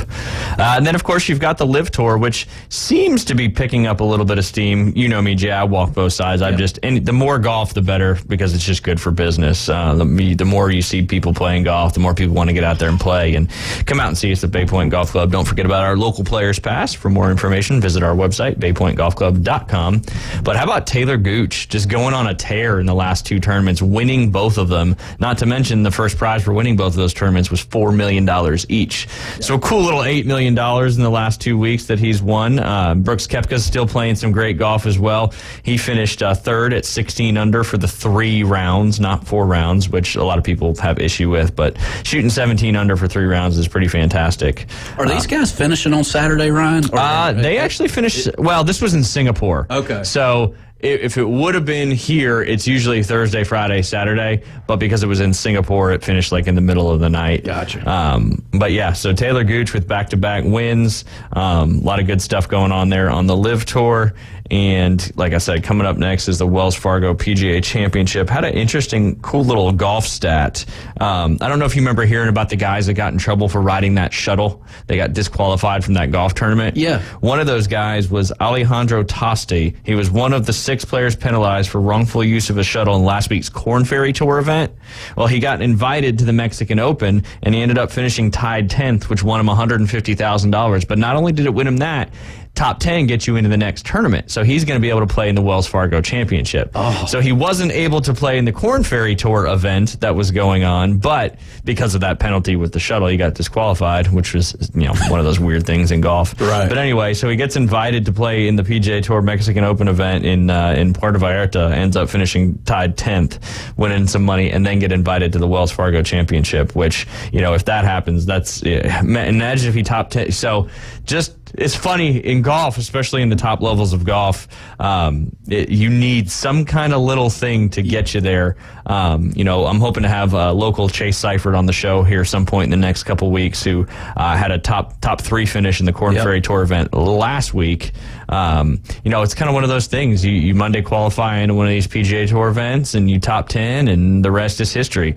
But the difficulty to get to that particular place is just pretty crazy. So I'm hearing some Cinderella stories out there. I mean, the guy that was living in his back seat that qualified for the Corn Ferry Tour this past week. Oh yeah, talk a little bit more about that. That was awesome. Well, and then he has a hole-in-one on the 4th hole of his PGA Tour career on top of that. So yeah, I mean, this guy came out of nowhere, living in his back seat at a Walmart, and Monday qualifies. There's some Cinderella stories happening for sure. I mean, it's I think there's a kid that shot 59 in his area up in Georgia, 17-year-old kid. Yeah, I saw that. Yeah, he had a hole-in-one on a par 4. Yeah. I mean, like there's some cool stories happening. So, but yeah, it's golf is a mixed bag. You never know what you're going to get until about the 3rd or 4th hole in. So. Well, one of those interesting things about golf too is people who are even if you don't play golf but you like watching golf, it looks like this glorious, rich. You make all sorts of money, highfalutin sport. sport. The reality is not that at all. There's, about 100 guys on the PGA Tour. Now you got the Live Tour with about 40, 50 guys making decent money, but it drops off drastically beyond that. I remember the club I worked at in South Carolina in North Augusta, we held a Hooters Tour event, and then it changed to the, I forget the name of it afterwards. I think it was just the NGA Tour after that. Right. And you've got, 144 guys where the entry fee is, $1,000 or $1,500. And unless you finish in the top 5, you barely get your entry fee back. Yeah. That doesn't include your caddy, your transportation, your lodging, your food. I mean, we had probably 20 guys staying in the parking lot in their cars and using the showers in the locker room each night. So it is a grind and I'm not trying to discourage people from continuing on and trying to make it to college golf, but you've got to, just like any sport, you've got to dedicate so much to it. But like Amy Bond said in our last couple of segments, you've got, it's on you. It's just you and the course. I mean, obviously other people you're playing against, but there's nobody out there helping you except you, maybe your caddy if you're playing an event that has a caddy. But that's why your mental fortitude in golf has to be so strong. You got that right. I mean, there's so much involved. I mean, you have sponsorship dinners and on Tuesday nights, pro-ams on Wednesdays. Oh yeah, the pro-ams. Yeah. Then you're having to book flights and different things. Like there's so many moving parts. I can totally see it. I've never been a part of it, but just seeing it from the outside, that's why we're in the business. Yeah, that's right. But yeah, it seems like a lot. But yeah. It's so speaking of that, I want to touch a little bit before our next break here. We've got, addition to all the fun stuff we got going on at Bay Point Golf Club. Golf course is in great shape. We've got another Sunday brunch coming up this weekend. Don't forget, in 57 days, 23 hours, 12 minutes, and 20 seconds is the Bay Point Billfish Open. It is coming back to Bay Point. It's been since 2012 since the Bay Point Billfish Open has went down, and there's about 50 teams already registered. There's still some more opportunities to register. That starts on June 27th with a crew sponsor and dock party that night, but it really gets kicked off on Wednesday the 28th. We're doing a golf tournament at the golf club, and then you've got your captain's meetings, captain bank off, your kickoff concert, and all that stuff goes on that Wednesday night, and then it all gets rocking and rolling on Thursday, June 29th of this summer. The tournament gets underway with the big flare start, sponsors party, another concert, and then Friday, June 30th, the tournament scales open. Everybody will be heading out there on Thursday, June 29th. There'll be a boat parade to the Gulf. Everybody will be heading out there. I know a lot of local people are signed up with their boats for this tournament. Everybody's excited. It ran for, I think, I could be wrong, I want to say it was 24 or 27 years. 1 year they didn't have it because of the Horizon oil spill out there in the Gulf, but it is back. John Warren, George Roberts, Scott Rossman, Jay Quave, they've all kicked this thing back going, and you do not want to miss this. It is going to be a fantastic event. The Bay Point Billfish Open. Everybody remembers it, especially when they were kids coming down. Tens of thousands of people out there watching these weigh-ins. And also, one quick thing before we hit another break is there is going to be a prize if you get the state record blue marlin, which was ironically caught in the last Billfish tournament here at Bay Point. There's a $2.5 million prize for that. So come out, bring your team out. Registration, just go to baypointbillfishopen.com and make some stuff happen. As we mentioned, you are listening to the first Inside Drive right here on ESPN Northwest Florida. You are listening in the Bill Kramer Chevrolet GMC Buick and Kramer Marine and Outdoor Studios, listening on 104.3 in Panama City, 101.9 in Port St. Joe, 102.1 in Mariana. We will be right back here on ESPN Northwest Florida.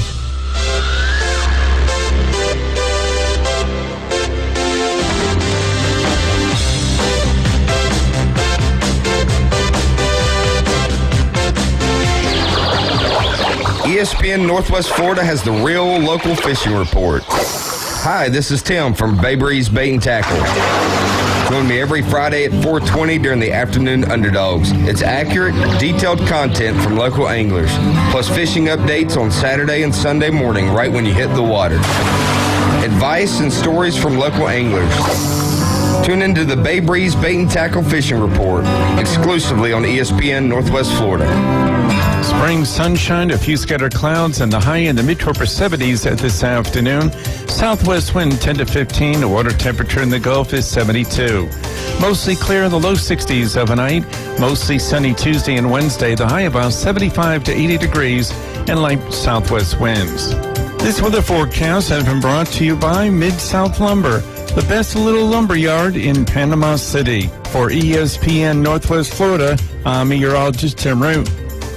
Take your next adventure in an eco-friendly all-electric Kia EV6 that gives you the movement that inspires. You can live fully charged while saving now and down the road on maintenance and fuel costs. You have to drive it really to believe it. Schedule a test drive today and explore the electrified Kia vehicles at Bilberg Kia. Now offering 3.9% APR for up to 60 months on the purchase of a new 2023 Kia EV6. You'll get the perfect balance of comfort, safety, and technology, but with performance that minimizes the impact of our environment. Bilberg Kia is the home of the 20-year, 200,000-mile warranty. Stop by and see us at 2435 East 15th Street or anytime at BillbergKia.com. We make it easy to switch to EV ownership that gives you the peace of mind you can trust. Offer from Kia Finance for the purchase of a new 2023 Kia EV6 with $1,837 per month for $1,000 finance for 60 months. Quality is limited. No down payment required. Cannot be combined with other finance offers. The 20-year, 200,000-mile warranty is a Bilberg Kia warranty. See dealer for details. Offer for well-qualified buyers must take delivery from dealer stock through 5/1/23. And now the Inside Drive with Ryan Mulvey. We're going to have a talk. Tell me what you know. Broadcasting from the Bill Kramer Chevrolet Buick GMC and Kramer Marine Outdoor Studios. It's a frantic noise. ESPN Northwest Florida. And welcome back. You're listening to the Inside Drive live here from the Bill Kramer Chevrolet Buick GMC and Kramer Marine and Outdoor Studios. 104.3 in Panama City and beyond, 101.9 in Port St. Joe, and 102.1 in Mariana. You can follow us live on Facebook, YouTube, and Twitch. Just search ESPN Northwest Florida. And then, of course, you can always listen live at www.espnpc.com. Give us a call, 850-215-6290. We've got the golf guru here that can help you with your swing tips. Give us a call. He can ask him a question, and he can help you out. And, of course, if you want to talk any type of sports, just give us a call. You could also comment on Facebook, and you can hit that text line as well. We're going to jump into the NFL draft, which was this past Thursday through Saturday. A lot of exciting things happened, a lot of talk going on, and a lot of talk we said briefly earlier about the Georgia Bulldogs becoming the Philadelphia Eagles and all the connections there. But Jay, let's just run through the top 10 picks real quick, and I want to get your thoughts on some of them. Obviously, the Carolina Panthers had the number 1 pick in the draft, which was a trade from Chicago, which made sense because Justin Fields is obviously their number 1 guy for the foreseeable future.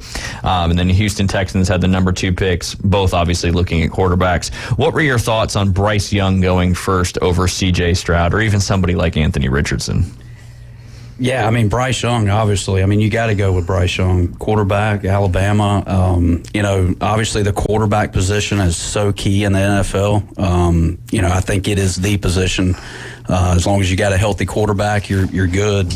But going to the Panthers, yeah, I mean, I like it. Yeah, and the thing about the Panthers, I mean, they wouldn't have had the first pick. So they have a decent team. I think they won several of their last games in a division that's obviously changed quite a bit with the Saints and Derek Carr and all that stuff going on. Tampa Bay no longer has Tom Brady. But everybody talked about Bryce Young's height, obviously, and he came out and said, I can't grow. It is what it is. And a lot of people were kind of dogging C.J. Stroud for the cognitive tests and the reaction tests and stuff like that. But your opinion, does a smaller, more accurate, more agile quarterback fare better in the NFL than a bigger, stronger, bigger arm kind of guy? What are your thoughts on that? I think you have to be mobile to get around, and obviously looking at the NFL, week 4, you're not going to have any of your players 100%. And, they talk about even your kicker at week 4 being at maybe 80% top. So you got to be able to be mobile. You got to be able to run around. You got to be able to, kind of avoid those big hits. Yeah, absolutely. Yeah. You've definitely seen the NFL evolve a little bit over the last 5 to 10 years, seeing a lot more of those guys, the Patrick Mahomeses of the world, the Lamar Jacksons, even guys like Josh Allen, who are actually probably not going to run as much this year, reading some stuff that they're talking about why they drafted some running backs backs. But yeah, and then the Houston Texans come right back and get another Alabama guy, Will Anderson, obviously the top defensive player prospect in the draft. The Houston Texans are loading up, that's for sure. D'Amico Ryans, former Niner defensive coordinator, I think they have their old quarterbacks coach too, are looking to do some strong things out there and using the second, and they traded Arizona. Arizona probably is still high on Kyler Murray, which I don't really understand why, but that's neither here nor there. So Texans obviously off to a good start. And then one of the ones that was a lot of people, there were so many stories leading up to this draft, and I think the Will Levis thing, I think a lot of the media was really trying to hype Will Levis up. I mean, you saw him go from like plus 2,000 to plus 400 as the first pick. He doesn't even go till early in the second round. But, Anthony Richardson, who obviously we got a lot of Florida Gators, including Chris Kamer, didn't have the best college, career, got hurt a few times, sometimes looked like, he didn't know where he was throwing the football. But obviously the NFL scouts see something in him. He's a big, strong guy, can really throw the football, kind of a Cam Newton-esque type body. But he's going to the Indianapolis Colts. I mean, what did you think about Richardson going fourth in the draft?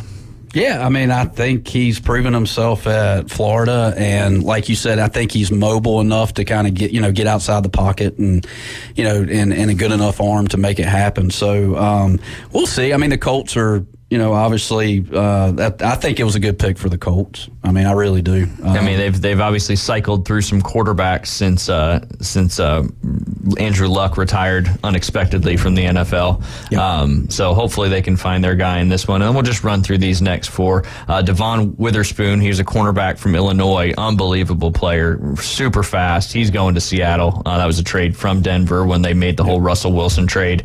And then the Arizona Cardinals, from Detroit via the Rams, took the big offensive tackle Paris Johnson from Ohio State, which obviously I don't know if Kyle will be able to see over him to throw, but obviously they're trying to get a little more protection for Kyler in that NFC West division. And the Las Vegas Raiders got a stud in Tyree Wilson. He's a big edge rusher from Texas Tech. One of the surprising ones, and I know your buddy Keith was talking about it quite a bit, the Atlanta Falcons taking a running back at 8th, Bijan Robinson from Texas. What do you think about that one? Those are your Atlanta Falcons too. I don't know about. Yeah, that's a tough one. I don't know. With Keith, I'm kind of with Keith on that. Like, what are we kind of thinking here? Maybe it works out. Maybe it doesn't. Like I said, if he stays healthy, and it'll be fine. But yeah, who knows with that one? Yeah, that's kind of an interesting pick there for sure. With the taking a running back in the top 10 pick. Yeah. One that didn't win a Heisman or anything like that. Right. Then rounding out your top 10, obviously Jalen Carter, probably the best defensive tackle in the draft. Philadelphia takes him, which was a trade from Chicago via Carolina, so they're just loading up even more. I think they took 6 Georgia players in the last 2 drafts, which is pretty crazy. And then the Bears got another protection guy for Justin Fields. Darnell Wright's an offensive tackle from Tennessee. Yeah. So top 10 was very interesting. Obviously, people were talking about Will Levis.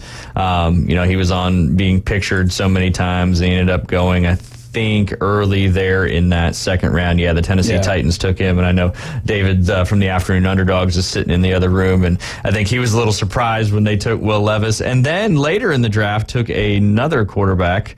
We'll get to that in just a minute.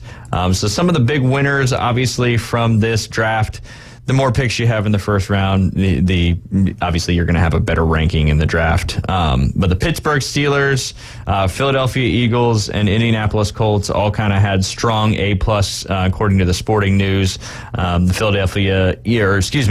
Pittsburgh Steelers got offensive tackle Broderick Jones, cornerback Joey Porter Jr., which is kind of a cool story with Joey Porter, senior playing at Pittsburgh, and then a defensive tackle Canal Benton, and then tight end Darnell Washington, linebacker Nick Herbig, cornerback Corey Trice, and guard offensive tackle Spencer Anderson. So you can kind of see with their draft, they're kind of bolstering up their lines, and then took a couple defensive players and quarterbacks. They needed to definitely fill up their lines to give Kenny Pickett a little bit more time and then obviously rocking those corner positions. The Philadelphia Eagles, which, just being the Niners fan that I am, that you guys will know as we progress along in this show, loading up with Georgia players, not just Jalen Carter, but then edge rusher Nolan Smith. And then later in the draft, one of the biggest steals, I think, was Kaylee Ringo, which is just a great pickup for them. So Eagles are doing what they need to do with all those picks that they had. Indianapolis Colts are on the up and up for sure. Had a big draft with a lot of picks. We talked about it just a second ago. Anthony Richardson, there it's number 4 pick. Cornerback Julius Brents, wide receiver Josh Downs, offensive tackle Blake Freeland, defensive tackle, I'm not going to pronounce that one, and then cornerback Darius Rush, safety Danielle Scott, got a tight end Will Mallory, running back Evan Hall, linebacker Titus Leo, cornerback Jalen Jones, and another offensive tackle Jake Witt. So they really loaded up with all their draft picks. New York Giants had another great draft. Chicago Bears had another great draft. The Lions had a great draft. Another interesting pick, picking up Jahmyr Gibbs in that first round, especially since they traded Williams. I think it's Williams' son who they traded in the offseason, which was definitely interesting. But they also picked up Hendon Hooker, which a lot of people thought he would go a lot earlier coming off that ACL injury. I think that's maybe why he slipped down just a little bit. But get a year under what's the quarterback of the Detroit Lions? Stafford. No, I'm sorry. No. Jared Goff. Jared sorry. Goff. He'll spend a year under Jared Goff, learning a little bit there, and he could be the future of the Lions, who have a very strong team, who picked up the good tight end Sam Laporta, as well as a late round wide receiver in Antoine Green. Going down the line, the Bengals had another good draft. So did the Chiefs. It seems like the rich keeps getting richer. The Bengals added several edge rushers, a couple running backs, several wide receivers. Not that they needed any more, but big safety in Jordan Battle was a good one for sure. The Kansas City Chiefs keep bolstering up. They obviously lost quite a few players last year, but still ended up winning the Super Bowl. Added an edge rusher, wide receiver, offensive tackle, couple defensive back players, a couple defensive tackles.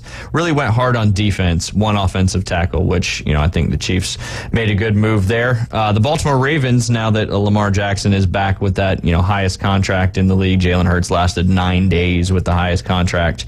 Wide receiver Zay Flowers, that's a huge addition. I think that they can plug right in for Lamar to have a good one at.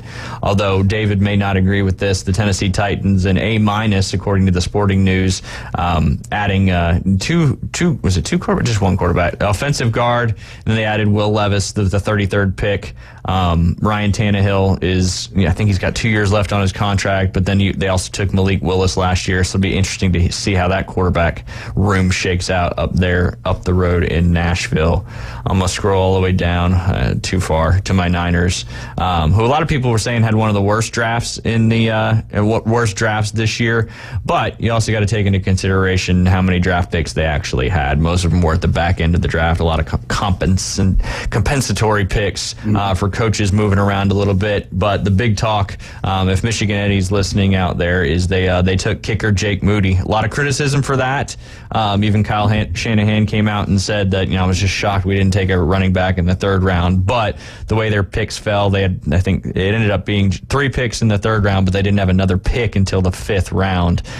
So they wanted to make sure that kicker was still there, and Jake, being as good as he was and kind of separated himself from the rest of the kickers in the draft. Obviously, a lot of people say, you can get some undrafted free agents after the fact, but you never know how they're going to shake out. And this is a guy that needs to be plugged in as your kicker one right off the get-go. Kickers are underrated in this game. 3 points is better than none. So look at, Tom Brady was obviously extremely successful, but Adam Vinatieri won a lot of those games. Brady put him in that situation, but without your kicker finishing the job, who knows how many Super Bowls they might have not won because of that. Absolutely. So I'm totally good with that. We got another wide receiver from Michigan, Ronnie Bell, who's a great pickup. We took several tight ends, one from Alabama, Cameron Latu, who I think is going to be a nice addition. Obviously, George Kittle's the big guy over there, but they also have Kyler Croft and a couple other guys. But blocking tight ends are huge, and I heard Coach Hale talking about the big Washington guy, Georgia, the 300-pound tight end. Why he fell so far. Obviously, he'll be a great blocker. But tight ends are involved so much in the passing game nowadays, even the screen game, block and release kind of stuff. So saw a lot. I think there was 8 tight ends that went before Washington from Georgia. So the draft obviously was exciting. A lot of different things going on. We'll see how it really all plays out with all these. A lot of undrafted free agents got picked up as well. So kind of some of the big shockers out there in the draft. Obviously, your Atlanta Falcons taking Bijan that early was surprising for sure. But one of the biggest steals, I should say, not shocking, steals out there was Georgia cornerback Kelee Ringo. 6'2", 207 pounds. He'll be able to fly right into the Eagles, no pun intended, right away there.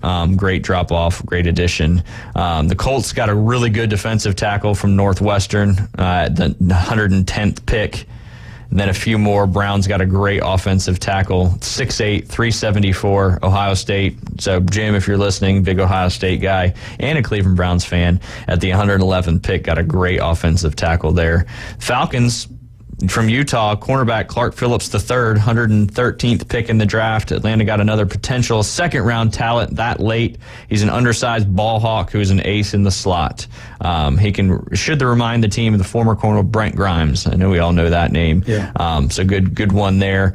Steelers picked up linebacker from Wisconsin, 6'2", 240, Nick Herbig, 132nd pick in the draft.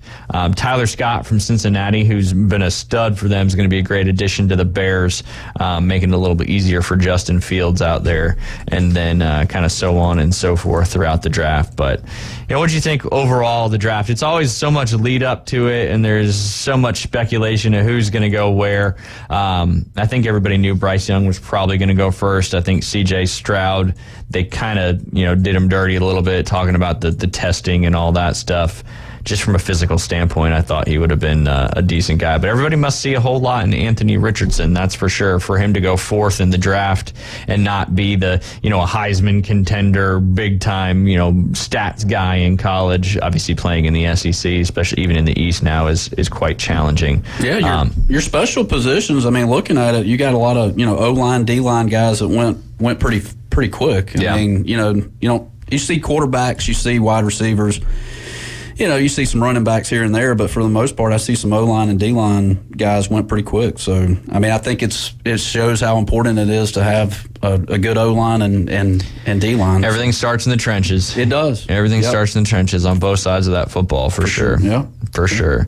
Well, we are already running through almost our full show this morning. Again, you are listening to the Inside Drive. We are live in the Bill Kramer Chevrolet Buick GMC and Kramer Outdoor Marine Studios. We got one segment left coming up. We're going to talk a little bit about sports betting and maybe some NHL as well, as I have my Martin Brodeur jersey on. I saw Max Delighted was talking a little bit of trash earlier on the Facebook page about the Rangers. Man, the Rangers-Devils rivalry goes back a long time. So we'll be looking forward to talking about that next. Give us a call in the next segment, too. We want to hear from you. We want to hear about some of your big locks coming up this weekend. The rest of the week, we got some special guests coming in. Tomorrow, we will have Shannon O'Brien. She's the Lipscomb head women's golf coach. The reason why we know Shannon is because out at Bay Point Golf Club, we host the Lady Bison Invitational every spring. That's their home tournament, and they've broke some records and some different things, so we look forward to talking to her tomorrow. They're heading to I don't know if it's their first time ever heading to the NCAA regionals, but I think it's the first time in a while. And then we'll have Keith Fleming joining us on Wednesday. Chris Kramer from Bill Kramer GMC Chevrolet Buick and Kramer Outdoor Marine will be joining us in studio on May 4th. He's actually out right now caddying for his brother-in-law in the PGA Professional National Championship. Yeah, Mike Berger, he's 3 over through the first round. I think 3 over is probably going to be the cut, I believe. So. Well, hopefully he plays a good round of golf today, and that's a pretty cool event for PGA members. A lot of people don't realize, if you're a PGA member in the business of golf, that is completely different than being on the PGA Tour. So there actually is a national championship for PGA members. Each of the 41 PGA sections has their own section championship, which so many people from each of those qualify for the PGA Professional National Championship. So Chris Kramer's brother-in-law down there in Port St. Lucie has made it to the tournament, and like you said, is playing early this morning, and hopefully he can make the cut, because that is a special event with a lot of good players in it. We'll be back here in just a moment. You are listening to ESPN Northwest Florida. I'm joined here by Jay Henley. We will see you in a moment.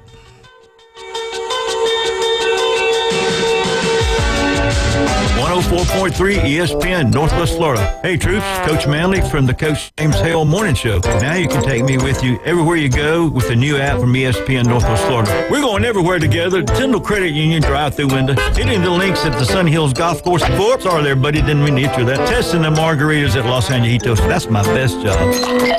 And I can take you to the outhouse with me. Some fun, huh? Download the app at Apple Store and Google Play. 104.3 ESPN, Northwest Florida.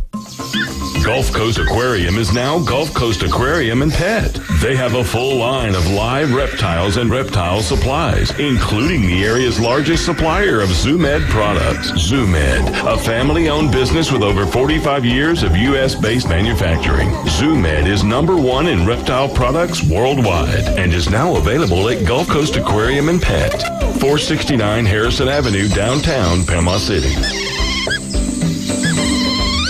Here at Tracy's Fine Jewelry, we want to help you celebrate Mom this month. From mother's rings with her children's birthstones to unique one-of-a-kind pieces just like her. This month is meant to celebrate Mom. From our large selection of beautiful stackable bands to simple, elegant diamond necklaces that will bring a sparkle to her eye. This Mother's Day, show Mom how much you love her with a beautiful piece of jewelry that's as unique as she is. From Tracy's Fine Jewelry. Los Rancheros has been doing it right for 20 years. Los Rancheros brings a top-shelf dining experience to you with the opening of their beautiful new building. Watch all college and pro games on Los Rancheros' 14 large-screen TVs with great drink specials daily from 2 to 5 and during all the games. Los Rancheros, the place for live sports and great food on 23rd Street between Jenks and Harrison. And now, the Inside Drive with Ryan Mulvey. ESPN, Northwest Florida.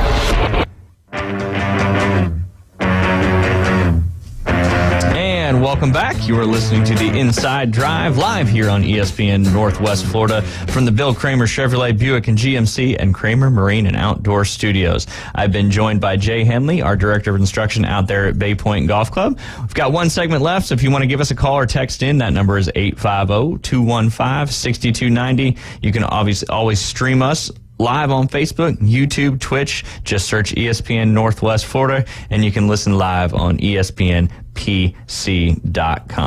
Just a couple little things about some hockey and some NBA, and then we'll throw some bets out there. Thought there were some interesting stats. I know there's a lot of Boston Bruin fans down here, me being the New Jersey Devils fan that I am, and now I actually get to talk about hockey versus being on the Coach James Hale show where I don't even know if he knows how to spell hockey. Sorry, Coach. I don't either, Coach. Pretty interesting stat. The Boston Bruins lost 16 games in regulation this year. They actually set the record for the most wins and points in an NHL season, and then they lost to the Florida Panthers in Game 7 last night. Okay. This is kind of a crazy stat. 25% of their regulation losses were in the playoffs this year. But that's pretty mind-boggling to think about. Obviously, they had 5 overtime losses as well, but pretty crazy that's how that went down. They set the record earlier this year by going 65-12-5, and then shockingly enough, the Florida Panthers beat them in Game 7 yesterday in overtime, nonetheless, and they had to tie it up late in the game. I know the two Lightning fans in the other rooms probably were disappointed to see Florida win, but as a Devils fan, obviously we got to get the win tonight, which is not going to be an easy task. To have Boston out of the playoffs is a pretty cool thing. And the Seattle Kraken also knocked the Colorado Avalanche, the defending Stanley Cup champions, out of the league as an expansion team, which is pretty incredible. Everything else kind of shaked out like it was supposed to. Vegas won 4-1, Dallas won 4-2, Edmonton won 4-2. Those were all the higher of the seeds. And the Florida Panthers were the last seed. They have 4 divisions in hockey now, and they play in the divisions until the semifinals. Okay. So Florida was actually the number 8 seed if you look at 1 through 8, and Seattle was the 7th seed in the Western Conference if you look through 1 through 8, but they were the 4th seed in their division. And then the Leafs finally, much to these guys' chagrin, the Leafs finally broke that first-round playoff streak. They've been struggling, and they haven't won a first-round series in I don't know how many years. I'd have to look it up, but it's been a long time. And then Carolina beat the Islanders 4-2, which, on paper whatever was supposed to happen. But the big game tonight, if you are not a hockey fan or you've never watched hockey and you're just a sports fan, I would highly suggest watching Game 7 tonight between the New Jersey Devils and New York Rangers. It's been a very, very intense series, and that series has a lot of history, especially in the 90s. A couple cool things happened. Not cool thing, I hate to say cool because it was the Rangers, but back in 1994 was Martin Brodeur's rookie year, and they were in the Eastern Conference Finals against New York Rangers, and they were in Game 6. They had a chance to clinch at home, and Mark Messier came out and guaranteed they were going to win that particular game, and they certainly did with a hat trick by Mark Messier. They were down 2-0, and he scored a hat trick to come back and win that game. And then in Game 7, the call I can hear in my head, Mateau, in overtime to go to the Stanley Cup Finals for the New York Rangers to win that Stanley Cup. But then what was great, the next year, the Devils went on to win their first of 3 Stanley Cups there in 1995. Now, is that the last time the Devils have been part of Coach Whitworth? Okay, cool. Yeah. The Devils won the Stanley Cup in 2003. Okay. That was their last year. Okay. They won it in 95, 2000, and 2003. Now, they've been in a pretty rough playoff drought the last however many years. Last time they made the playoffs was 2018, and then prior to that was 2012, where they went to the Cup Finals but lost to the Kings. Gotcha. I think we do have a caller on the line, though. Coach Whitworth, you out there? Yeah, I want to talk a little hockey since y'all do that, and then I want to ask you a question about gambling on something you really should have superior information on. That's a loose term there. Yeah, well, it's relative, but I guess what I want to tell you about hockey is it's been since, I think, 2006, since the Leafs, Canada's team, why I don't know, have won a hockey series. Yep. And I also would ask you, and this may be, they change all the time, and they had 3 conferences when COVID, but isn't it the top 2 in each division, and then the wild cards are from anywhere in the conference? Is that how they do it in playoffs? Yeah, so the way they broke it up a few years ago, they went to the Metropolitan, the Atlantic, and they have 4 total divisions. And then, the top 2 seeds in each division are in the top of that bracket, part of the bracket. And then the last 2, the wild cards, get put into the bracket to go against the higher of the 2 seeds, if that makes sense. Oh, okay. So each, but can there be 3 wild card teams from a division? They don't do it that way anymore. They've changed so much. Don't worry about it. I want to ask you about the PGA Championship. Okay. Who you want to pick? I maybe can get a long-term bet means better odds. Better odds for sure. Yeah, futures on the PGA. I don't know how you could really bet against Jon Rahm at this point. But there's a lot of guys coming on. It's gonna be interesting to see who from the Live Tour too is coming over. I'm gonna look up some futures on the PGA. The easy ones are of course Rahm and Schauffele. Yep. And but and Scheffler, Scotty Scheffler. I meant Xander. I say Xander Schauffele. I meant Scotty Scheffler. Yep. Anyway, so I want to bet on something that can give me a bigger payday. Kind of like this horse race coming up Saturday. Yep. I'm not going to take a 1-2 favorite unless I play an exacta wheel, and that's too much inside baseball for these non-gamblers. But so, what do you like? Colin Morikawa comes to mind. Major experience. He's won two. I think he's won 2 PGAs. But I could see a guy like Matt Fitzpatrick, at plus 2,700, having an opportunity to sneak in there.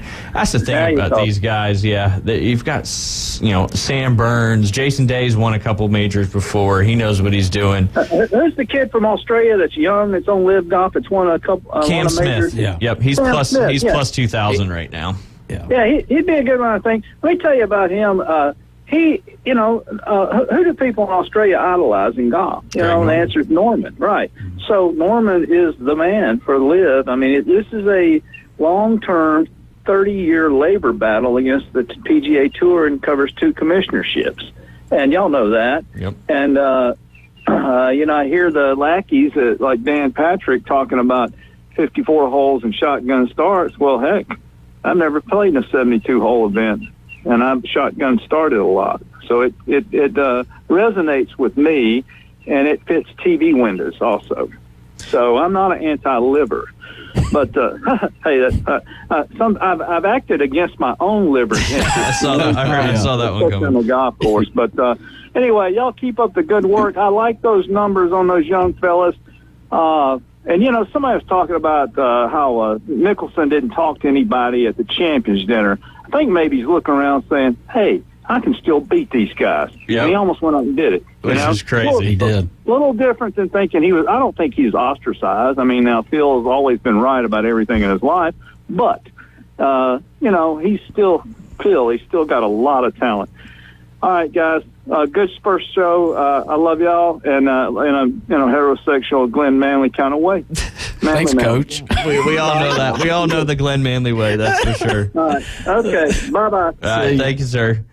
But yeah, I mean, you got that PGA coming up. There's some good opportunity. We'll talk a lot more about that on Wednesday for sure. Justin Thomas's name hasn't been, talked about in quite some time now. So I feel like he's a dark horse. Well, these odds usually float around how they're playing at that moment too. He's right now. He's the fourth best odds to win the PGA. In between Rory McIlroy and Colin Morikawa. Gotcha. So it's still sneaky. Probably $100 to win. 1,500 not bad. But golf's just so tough because anybody can make a run. I mean, look what Brooks almost did. But kind of what we were talking about with the best record, Boston Bruins had the highest win total, most points ever scored in an NHL season, and then they obviously get ousted in the first round, and that kind of made me look at some of these other teams. The 2001 Seattle Mariners in baseball went 116-46, and they lost in the ALCS 5 games to the Yankees, who ultimately lost the World Series to the Diamondbacks. NFL, you had the 2007 New England Patriots trying to do the completely undefeated season. Giants beat them in the Super Bowl. They couldn't close the deal.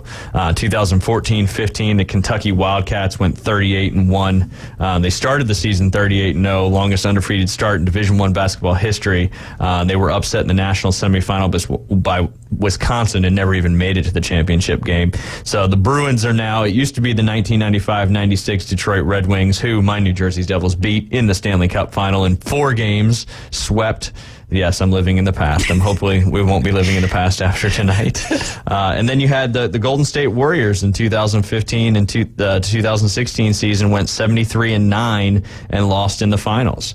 So just because you have the best record in the league, or these are record-setting, not just the best record in the league, but record-setting major sports records, and doesn't necessarily always go on and win the top thing. Yeah. Well, I mean, a Georgia boy talking to a New Jersey boy here. I mean, like, what? I'm married to an Alabama girl. Though, that's the truth. So that's like the equalizer or something like that. I've been below the Mason-Dixon line since 2003. Yeah, you're good. Yeah. But who's the greatest of all time in the hockey? Gretzky has to take that easily. I mean, what made him so good, you think? He just had incredible hands. He was very fast, very smooth on his skates, but he always his assist ability, the ability to find open ice and move the puck around was just kind of second to none. Obviously, Mario Lemieux was another great one, and some pretty top-notch guys, but Gretzky just always found the puck or found somebody with the puck and had a very, very special way of doing it for sure. And, that Devils Rangers series has gone back a long time, and even Gretzky finished his career with the Rangers, which was pretty crazy. But if you're looking I'll give one hockey bet, and we got a few more minutes left in the show, but, the Devils Rangers tonight, most of the big time betting places have the Devils at -115 and the Rangers at -105. A couple of them have them at 103. So that just goes to show me that it's a pretty straight up game. If you want to get some action on the getting the spread going, you could take the Rangers +1, which is around -204. You could take the Devils +1, which is not going to be quite as good at -224. Again, we can't legally bet here in Florida, but it's so much fun talking about betting, and we'll have some daily fantasy guys talking to us on Wednesday and a lot more stuff about golf tournaments coming up, because if you're a DraftKings or a FanDuel guy, you can do the daily fantasy sports here in Florida, which is certainly fun. But big time game coming up. One more thing I want to touch on before we get out of here today is that performance by Steph Curry last night. I don't know if you saw that, Jay, or not. I didn't. He scored 50 points last night in Game 7 for I think it was a 120 to 110-ish victory over the Sacramento Kings to move them on to the second round against none other than LeBron James and the Los Angeles Lakers. But yeah, most points in Game 7. He's also set another record last night. He scored 146 points in Game 7, stretching all the... He scored the most points ever in Game 7. That record hasn't been broken since 1948. So you just talk about these Steph Curry and these guys that come alive in the playoffs. And 50 points, is that right? He scored 50 points, but he scored the most Game 7 points in a stretch going back to 1948. Wow. So pretty impressive what he's doing. And you had some upsets in the NBA side as well. I mean, the Memphis Grizzlies were the number 2 seed in the Western Conference. The Lakers beat them in 4-2 in that series. And then obviously the Golden State Sacramento went all the way to 7, with Golden State coming out on top last night on Steph Curry's 50-point performance, who will get underway tomorrow night in that series, the Lakers and Golden State. Golden State will actually be the not favorite, but the home team throughout the series, as they're the number 6 seed. Lakers are number 7. And then on Eastern Conference side, you had another South Florida team upset the number 1 seed in the Miami Heat beat the Milwaukee Bucks in that series 4-1. So you had 2 South Florida teams, hockey and NBA, take out the number 1 seed in that respective league. So pretty cool. That is cool. All right, Jay, we are coming to an end on our first Inside Drive here. We've been live from 11 to 1 Monday through Friday here in the Bill Kramer Chevrolet Buick GMC and Kramer Outdoor Marine Studios. Make sure you tune in tomorrow at 11 o'clock. Up next will be the rest of Colin Coward, followed by Greeny, and then, of course, your other favorite local show, The Afternoon Underdogs, led by David Hayes, coming up from 4 to 6 p.m. We look forward to hearing from you guys the rest of the week. You can always give us a call at 815-215-6290. We will be talking all kinds of sports. Tomorrow we'll have Shannon O'Brien. She's the head women's golf coach at Lipscomb University, who is heading to the NCAA regionals on the heels of an ASUN championship, and amongst other things, they won the tournament at Bay Point as well. Jay, want to recap that tip one more time real quick that you gave everybody earlier? Swing easy, 80%. 80%. That's always. And club up, because you never hit it square on the club face. That's right. Yep, club up. This first show has been an absolute blast, and we look forward to the rest of the week and the rest of the time here in the... go ahead, Jay. No, I was going to say, this Saturday, we still are looking for a few teams for North Bay Haven. Contact me, 770-584-3506, 770-584-3506. And like I said, I think there's a few spots available for Saturday's shotgun start, North Bay Haven. Come out and support North Bay Haven. And support local, absolutely. Yep. Come out and play some golf while you're doing it. Yes. Jay, it's been an absolute blast. One more time, sir. We are live here on ESPN Northwest Florida, 104.3 in Panama City, 101.9 in Port St. Joe, and 102.1 in Marietta. We will see you tomorrow at 11 a.m. Have a great day.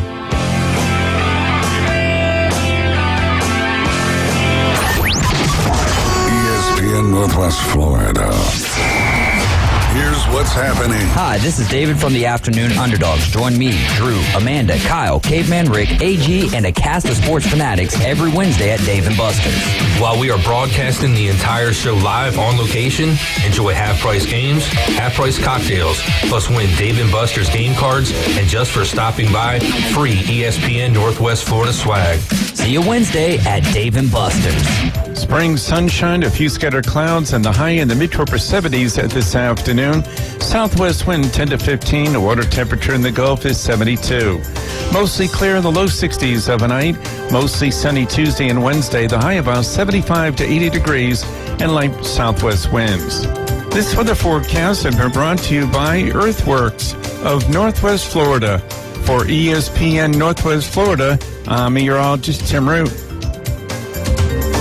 By now, you've heard us talking about Tiger TV Pro. Hi, David Hayes from the Afternoon Underdogs, here to remind you about this incredible streaming service with over 6,000 premium channels. And the cost, you ask? $15 a month. Yes, only $15 a month. Every sports channel is available, including the ACC and SEC Network, the NFL, NBA, MLB, HBO, Showtime, and thousands more. For more info, go to our website at ESPN.